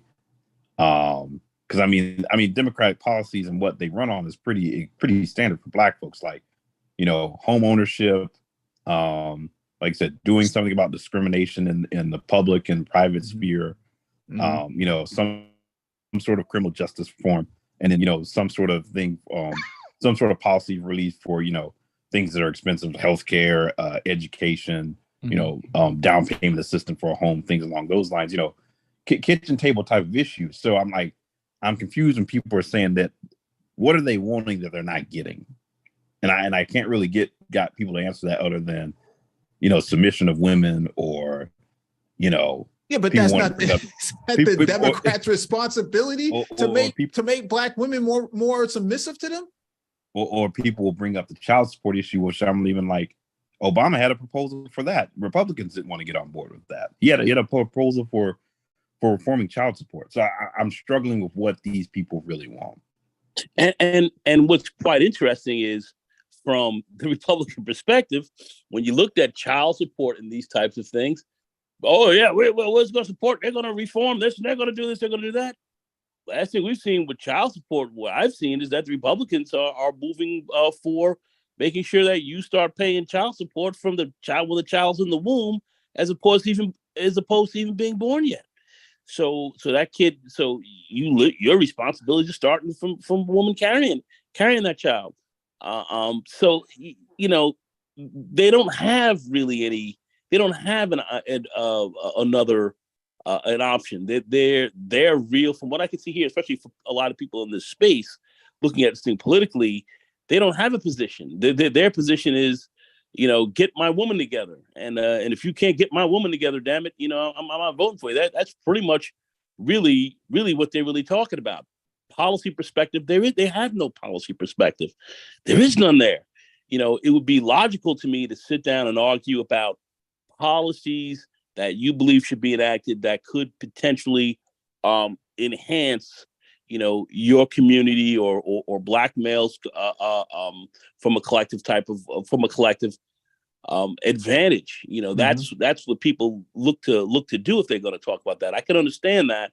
I've talked to a few conservatives who've talked on a few things with respect to some changes with respect to there's immigration, pushing more factors to bring laws that are more on the side of black people, especially black males, where you're going to gain even greater employment, especially in the tech sector and some other areas. I've talked to some conservatives who talked about that and looked at how that could be changed from a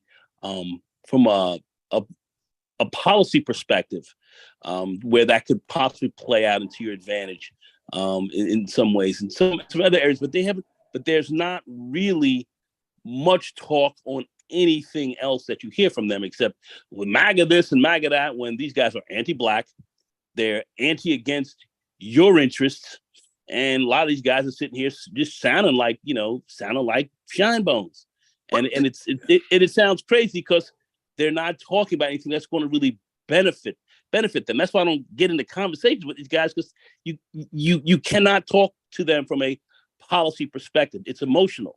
And they'll scream and yell at you when you say, no, that's not true. And they'll start acting like fools. Yeah, but yet when you press them, there is nothing that they can talk about from a policy perspective whatsoever that you can put on the table with them.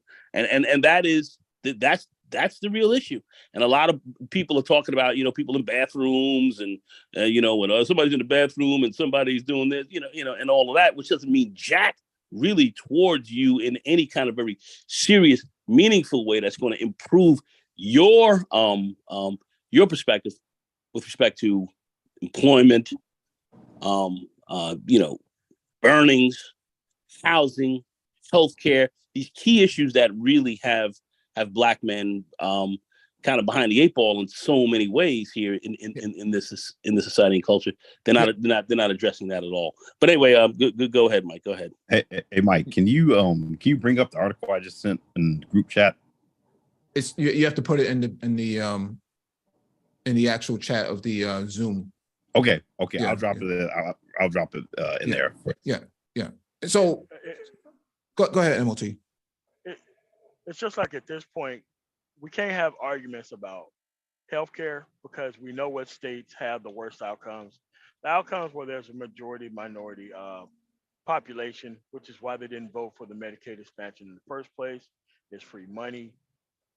Insurance companies do not provide healthcare. I don't give a damn if they go out of business or not. The whole point that you get to be in business and not even provide healthcare, I don't even understand why we even let them get away with that for as long as we did. At this point, you should be very clear about what happened. If you say that if you're not beholden to any party, you have to name when did you receive benefits from voting for the actual other party. But if you're trying to hold your vote in the middle, we're too late for the conversation for having those sort of and style of conversations. I mean, we got to be able to move the conversation on because you're trying to create a hostage where you don't have any leverage. Well, the thing here is T-Rilla in the chat says, I've been a registered independent since I could vote. Yeah, but what were the policies you voted on? Yeah, because you have to know the actual history of both sides by being independent. Yeah, that's the hallmark of this conversation, right? The thing here is, I don't care which way you vote. The thing is, what policies are you voting on and where do you stand on these issues? And you can't seem to nail any of these guys down on any of these issues that show up on the ballot. Telling me about, strong families, that's not a checkbox on the ballot. It doesn't say, vote yay or nay on strong families. That's not what's on the ballot. Never on the ballot. Black female submission, not on the ballot. Never on the ballot. Ridiculous. Yes. I mean, like I said, strong political cities would eat these people up, spit them out, and make sure that they would never come to another meeting unless you pass some type of test that you know what's going on. All this overly emotional, I got these wedge issues that I want to talk about. I'm like, bro, listen, man, we got real business going on here. We don't have time to talk to people like you. You got to be able to come in here, be able to speak in specific sound bites, have your stuff together Because when this stuff moves lightning fast, we do not have time for people who do not have their stuff together. Listen, I mean, we just covered this last year, right? During the midterms. They put abortion on the ballot, what was it, in Kansas? Yes, Kansas. And what was the outcome? Yeah, it failed. Yeah, women came out and voted for it, and now you don't hear Republicans talking about or conservatives talking about it anymore, right? And so what was your position on that? Right? And so these are the sort of questions that need answers. And I think that what happens with the Black male conservative or the Black man conservative in this space, they have a hard time articulating what their position is. All of these other,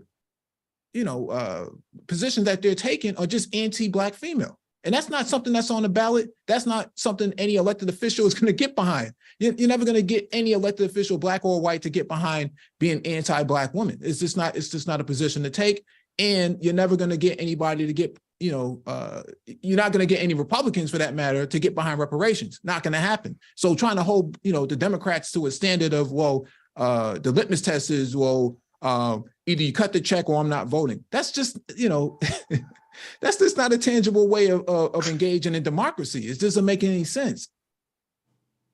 Well, from what I've heard from a lot of these people, what I've heard from a lot of these people is, well, I'm a cultural conservative, which doesn't exist. There's no such thing as a real cultural conservative. If you're talking about a culture warrior, that's what you'll hear from people being culture warriors, cultural conservative. Then when you press them to once again, I just keep it down. I keep it very simple. Keep it to the baseline. What are the policies that you're trying to change? What are you talking about? And then you get down to the LGBT piece, the gay piece, LGBT, and my gosh, and all that, and listen, okay, I hear all that. All right, what is being done on the ground to counter a lot of that? Now, mind you, you have with the log cabin conservatives. Let's talk about them. I mean, you have a lot of gay homosexuality in the Republican Party. They try to play it off, but they don't. And behind closed doors, I hate to say it, and it sounds a little crazy, and I'm not, and I'm not trying to speak for them or not, but some of them are, you have gays inside of there who are kind of going with some of this as well, and we've seen some of this, but yet, folks don't really want to talk about that. But then if they're going to talk about going against something, are you going to be organized, game, move, put boots on the ground and do X, Y, and Z? And you don't see any of that really coming from these guys, except they're talking about families and everything else like that. Well, I don't see anything about what Black people who were voting in the Democratic Party with respect to what they're voting for with respect to interests are going against family either. So, but they'll tell you that, and then you try to bring that up from a policy perspective. Let's speak about that, and there's nothing there. There's nothing for them to speak about. Yeah. So like I say, let's get to the policies on this, and that to me is the bottom line on this. And you're never going to get anything from them except the cultural conservative culture war and anti-Black female type of game, and try to run on that, and that's what you have really going on.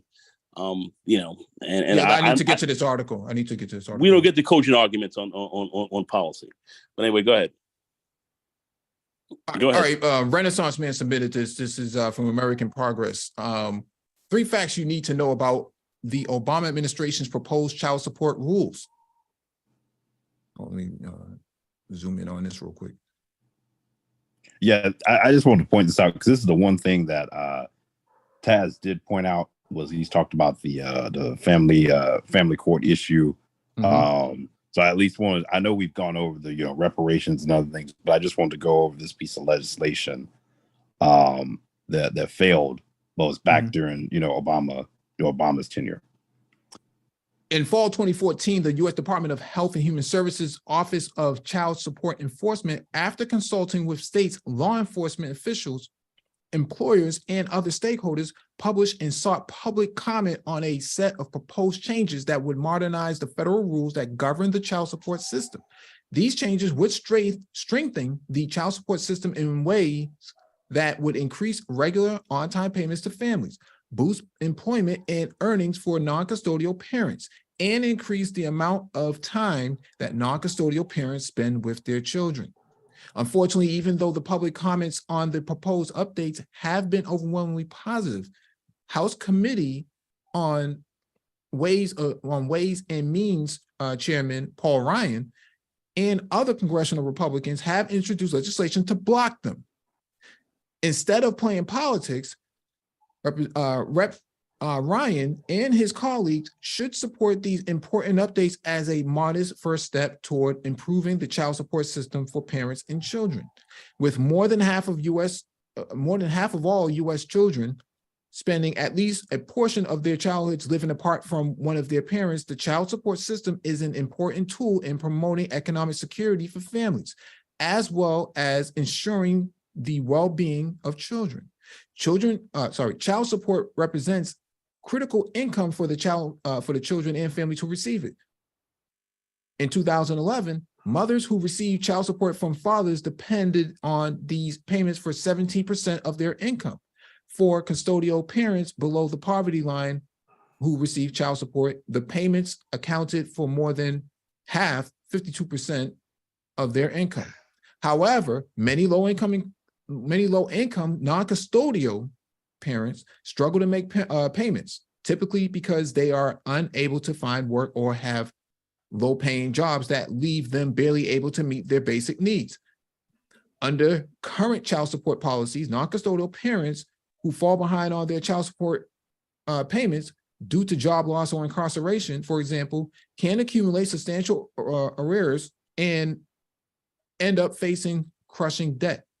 A recent study of child support arrearages in 9 states found that non-custodial parents with the largest arrearages are also the ones least able to pay child support payments.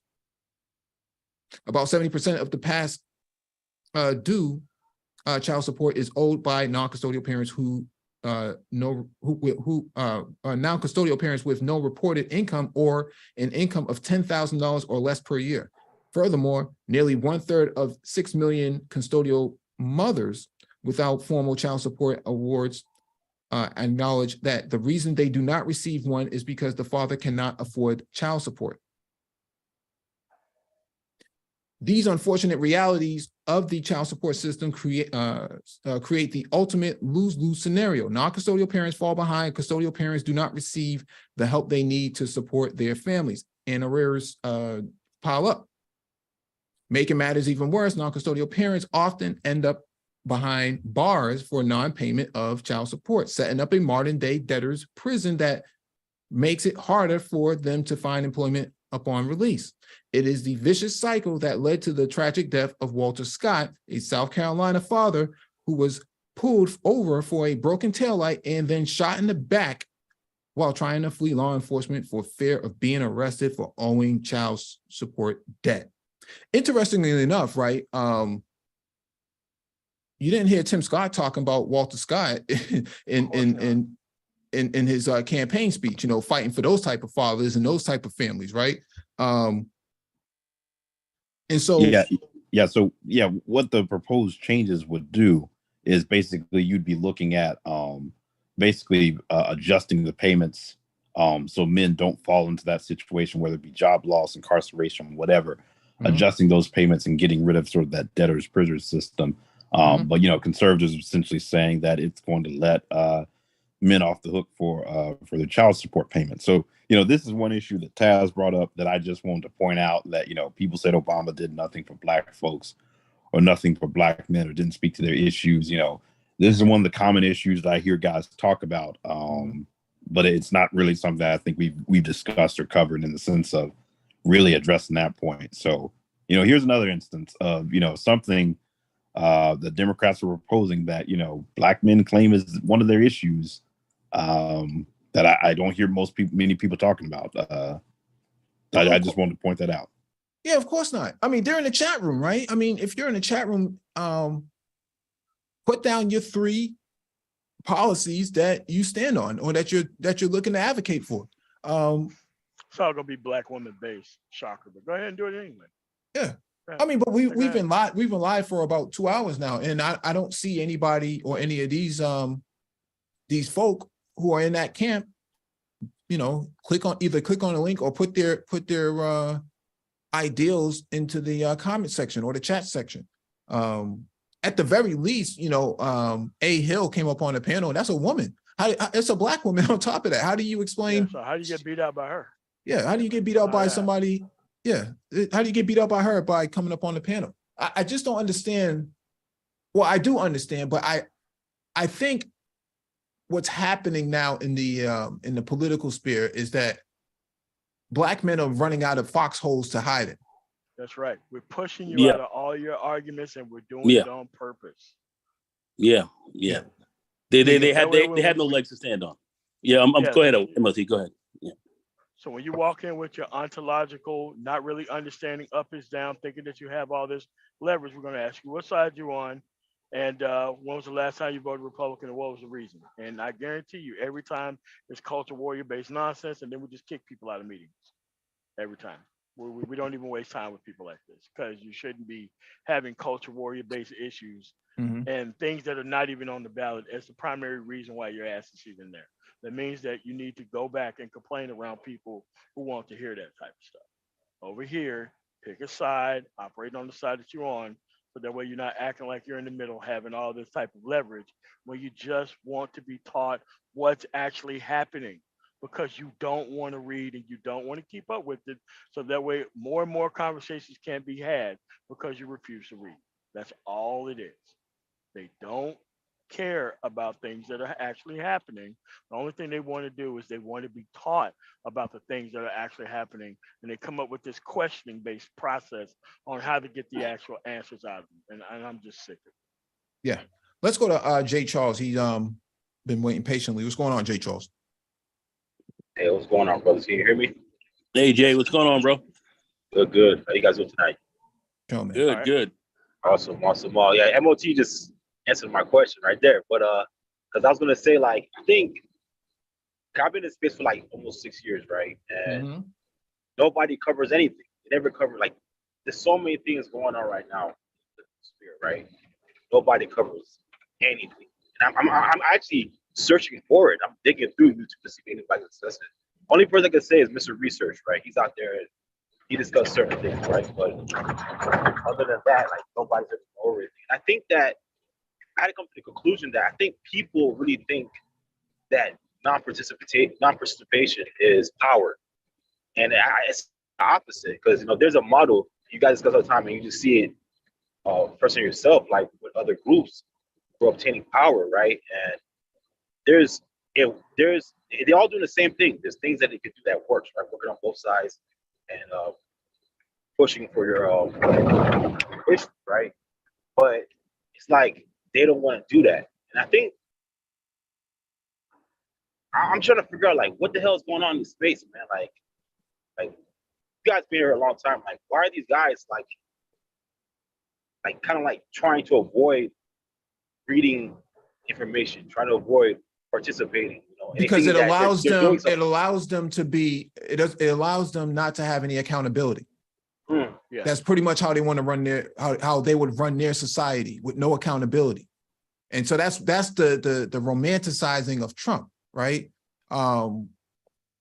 He's not really accountable for anything. In fact, he evades a lot of the charges and accusations that that is brought to him, even when there's clear evidence that he's done it, or his lack of his lack of accountability in these areas. They enamorize that stuff. And so what's happening here in the Black manosphere is that what Trump did, it pulled out it revealed who Black men really are, behind the scenes, or how they live their everyday life, that they don't feel like they should be accountable for anything, that there should be no real reason to hold them to any standards at all. And so that's why you hear a lot of guys say, well, I'm a registered independent. I'm an independent. Okay, so what are the issues of the day that you're voting on? If you just listen to them, it's well, I don't like wokeism, or I don't like alphabet this, or I don't like Black women getting money from Goldman Sachs or something like that. None of these things are on the ballot. Keep that in mind. None of these things are on the ballot. Okay, abortion was on the ballot. How did women vote? Women voted against that. Okay. And so when you start talking about putting things on the ballot, a lot of Black men can't identify with this because in their political awareness, there is no such thing as a ballot that's worth voting for. That's why they say, oh, well, I'm going to withhold my vote and go home. I'll just stay home. But if you don't engage in the political process, you're not really, practicing democracy. You're not really engaging in the political process at all. It's exposing Black men for who they really are. Let's go to Perfect Blackness.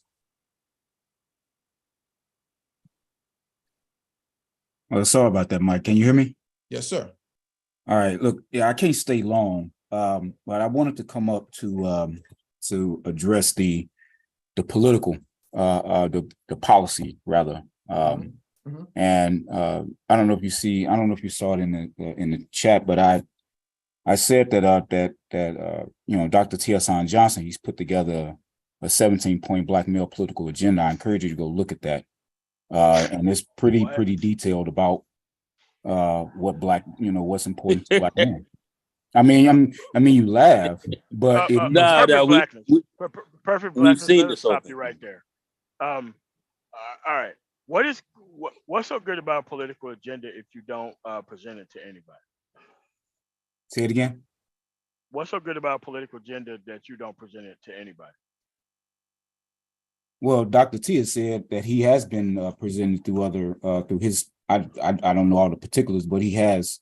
Yeah, but you should know the particulars. You should know the particulars because you're arguing for it. Hold on, that he has been presenting, presenting, his 17-point political agenda to a lot of people, albeit through back channels. But that's what he's been doing. No, which one of the 17? Which one of the 17 points on the agenda that piques your interest? Actually all of them, but definitely family court, education, pretty much all of them. So what we just read on the screen, right, about what Obama was doing predates that 17-point agenda. You do understand that, right? I'm not going to that is not my argument, but yes, I understand that. Yeah. No, I'm just making that sure that's clear because it's not as if that 17-point agenda is something that's revolutionary. Right, a lot of what he's advocating for was it's not. I'm not saying it is revolution. I'm not presenting it out there like that. But a lot of it is very. But a lot of people are arguing that Black men are in the space just complaining, but not presenting anything where there it sits. It's not. There is a difference between. I'd say it's something. A conservative. It's not conservative. It's a liberal. Like I'm looking at it right now. The ideas in there are very liberal for the most part. Well, a lot of the individuals who contributed to are both conservative and liberal. That's not what. No, most of them are politically ignorant and don't know how things work. He's coming why they think. Hold on, MLT. Let him finish his statement. He's not coming from a political angle. He's stated that on several occasions. Like I said, you can scroll down. Why do you have a political plan if you're not coming at a political angle? Okay.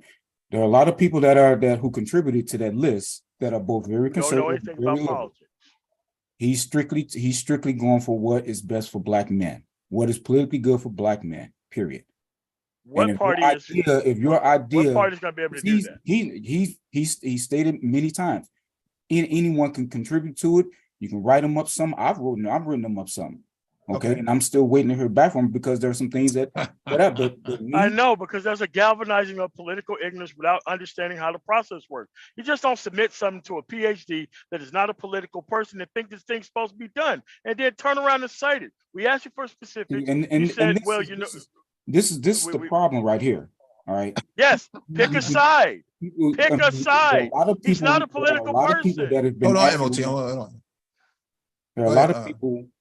I'm gonna tell you right now, MOT, you're not going to attract Black men with that type of standard. I don't care to attract them. I want them to participate.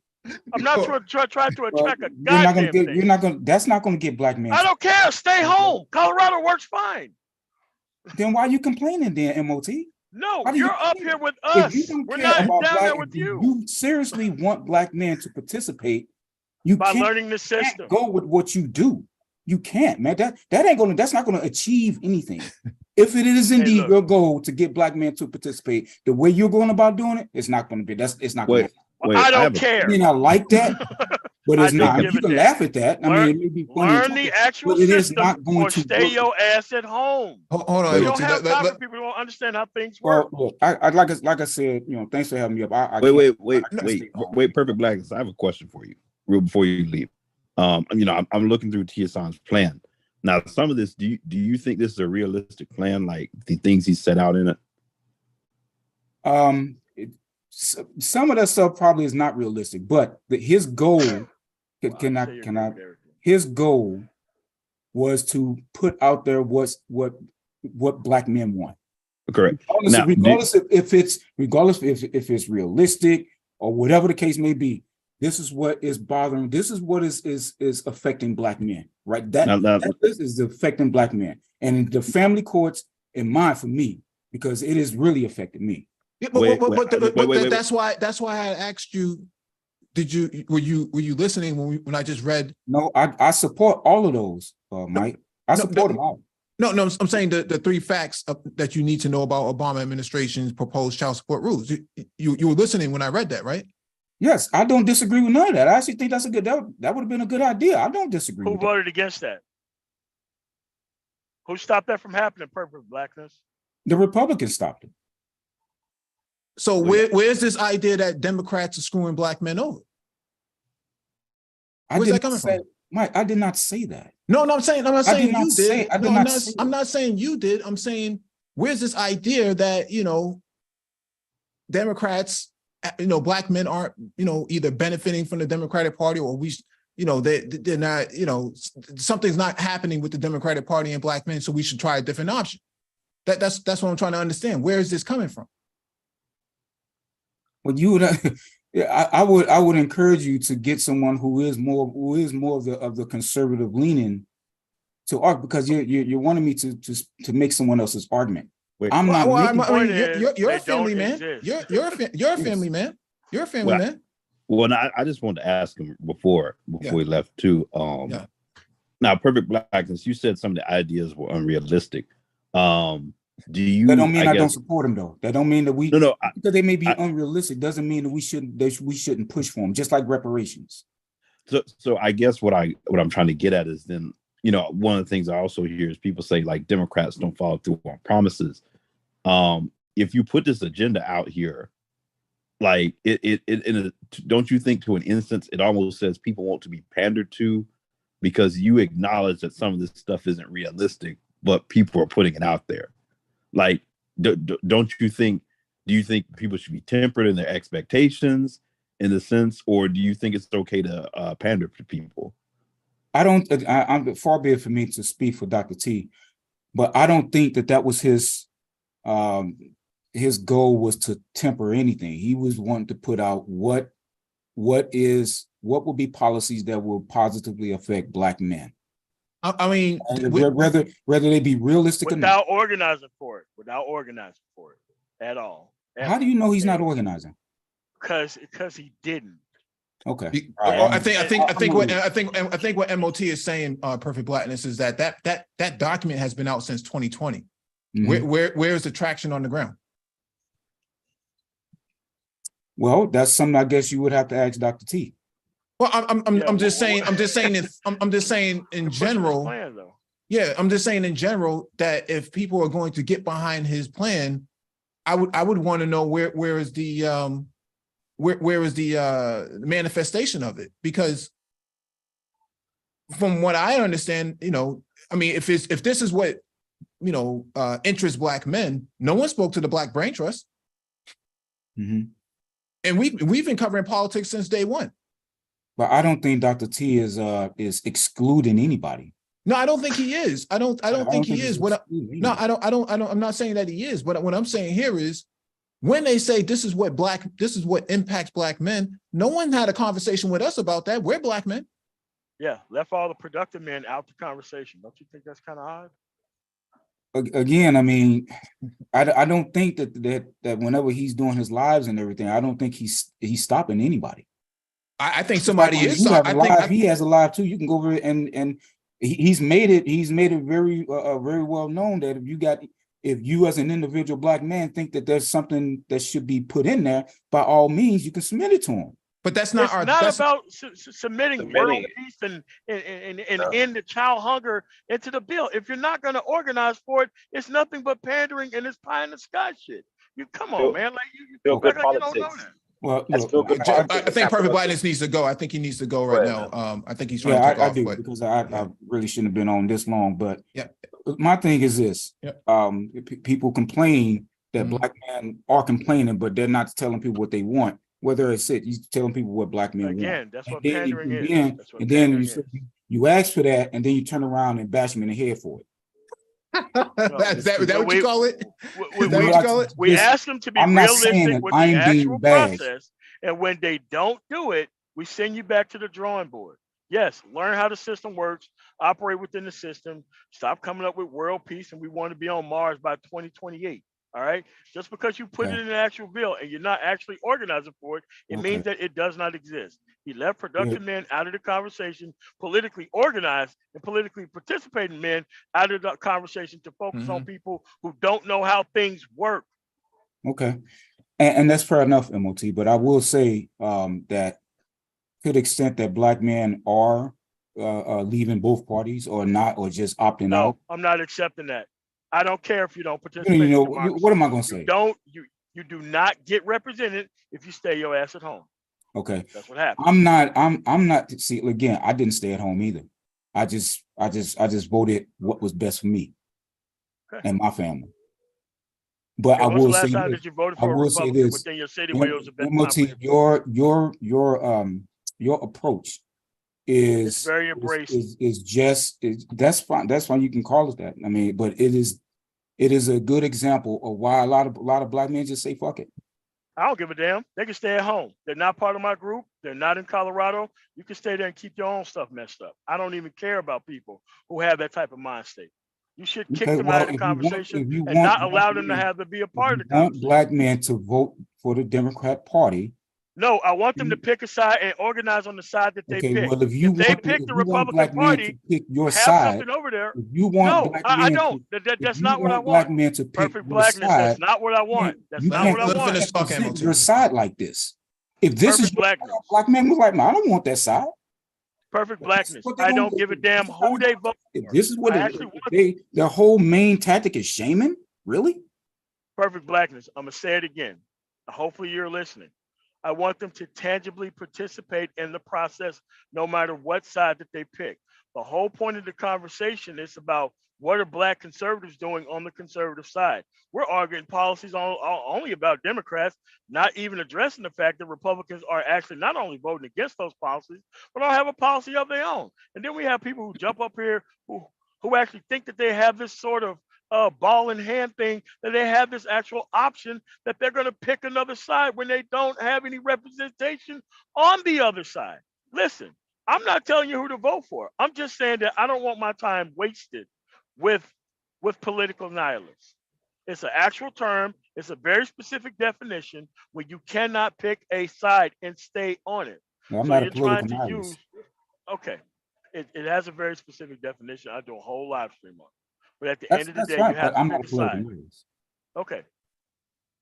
So only thing you have to do is just be on the side, stay on that side, participate on the side, not try to outsource this to another guy that's not even political. That guy don't have political conversations. He don't. And you know that he don't have political conversations. And you knew throwing that bullshit in our goddamn face is going to get you a certain reaction. We already covered the push back that. I just wanted to push back that there are no black men in the space at least writing some policies. Now you may laugh at it, but at least the attempt is there. But thank you for coming up, Perfect Blackness, man. We really appreciate it. Thanks, Mike, for having me up, man. Yes, sir. Yes, sir. Have a good night. Hey, Perfect Blackness. Have a great night, brother. All right.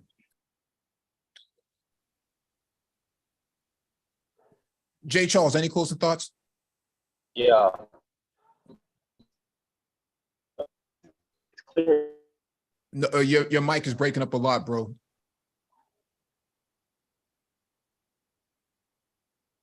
I still don't hear. Yeah, your mic is breaking up a lot, Jay Charles. Mike, I just want to say one thing before we leave. Wow, what the hell? Go ahead, Ben. Go ahead. All right. Black men, we do not live in a parliamentary system. You're not assigned power based on your non-participation. We don't live in a parliamentary system. We live in a democracy. In a representative democracy, you have to organize for what you want to organize for. If you outsource things to people who are inherently not political, you're actually being pandered to. If you think being pandered to is actually more tangible than actually organizing for what you actually want, you're going to be at this thing for a very long time. You're going to be trying to leverage 50 years of other people's track record and not really actually understanding the actual system. The system is pretty easy to understand. Probably one of the easiest systems to actually be a part of if you actually want to be a part of it. This is not hard. You don't have to keep outsourcing things to Ice Cube and all these other non-political people. They leave productive people out of it for a reason. They leave the local people out of it for a reason because the local people are not going to allow you to run game on them. All right? This stuff is something that we should have been way past. His Ice Cube's plan, way before that. T.S. Johnson plan, which actually mirrors most of the Ice Cube's plan, and no actual way to put the thing in balance. If you bring up an actual plan, you better be able to defend it. And there's no excuses by saying that you don't know what's going on with the plan because you came to break up the conversation with what you think is actually going on. We do not have time for this. The only thing we have time for is tangible things on the ground operating within the system and framework. No one is going to beg you to show up to a natural democracy. You don't play by the rules, you get your ass left behind. Thank you. Nagone, you got any closing thoughts? Yeah, in this space, I haven't seen truly one true Black conservative. Maybe one, we had a couple, maybe one or two up on the Brain Trust panel, but I haven't seen any Black conservatives, and I've seen no policies coming from any one of them. That's just what I've seen. That's what I've observed, and with my, very deep understanding of how this political system works. But anyway, Mike, listen, thanks for inviting me up. Appreciate it. Yes, sir. Thank you all for joining us, man. Please hit the like button on the way out and share this video.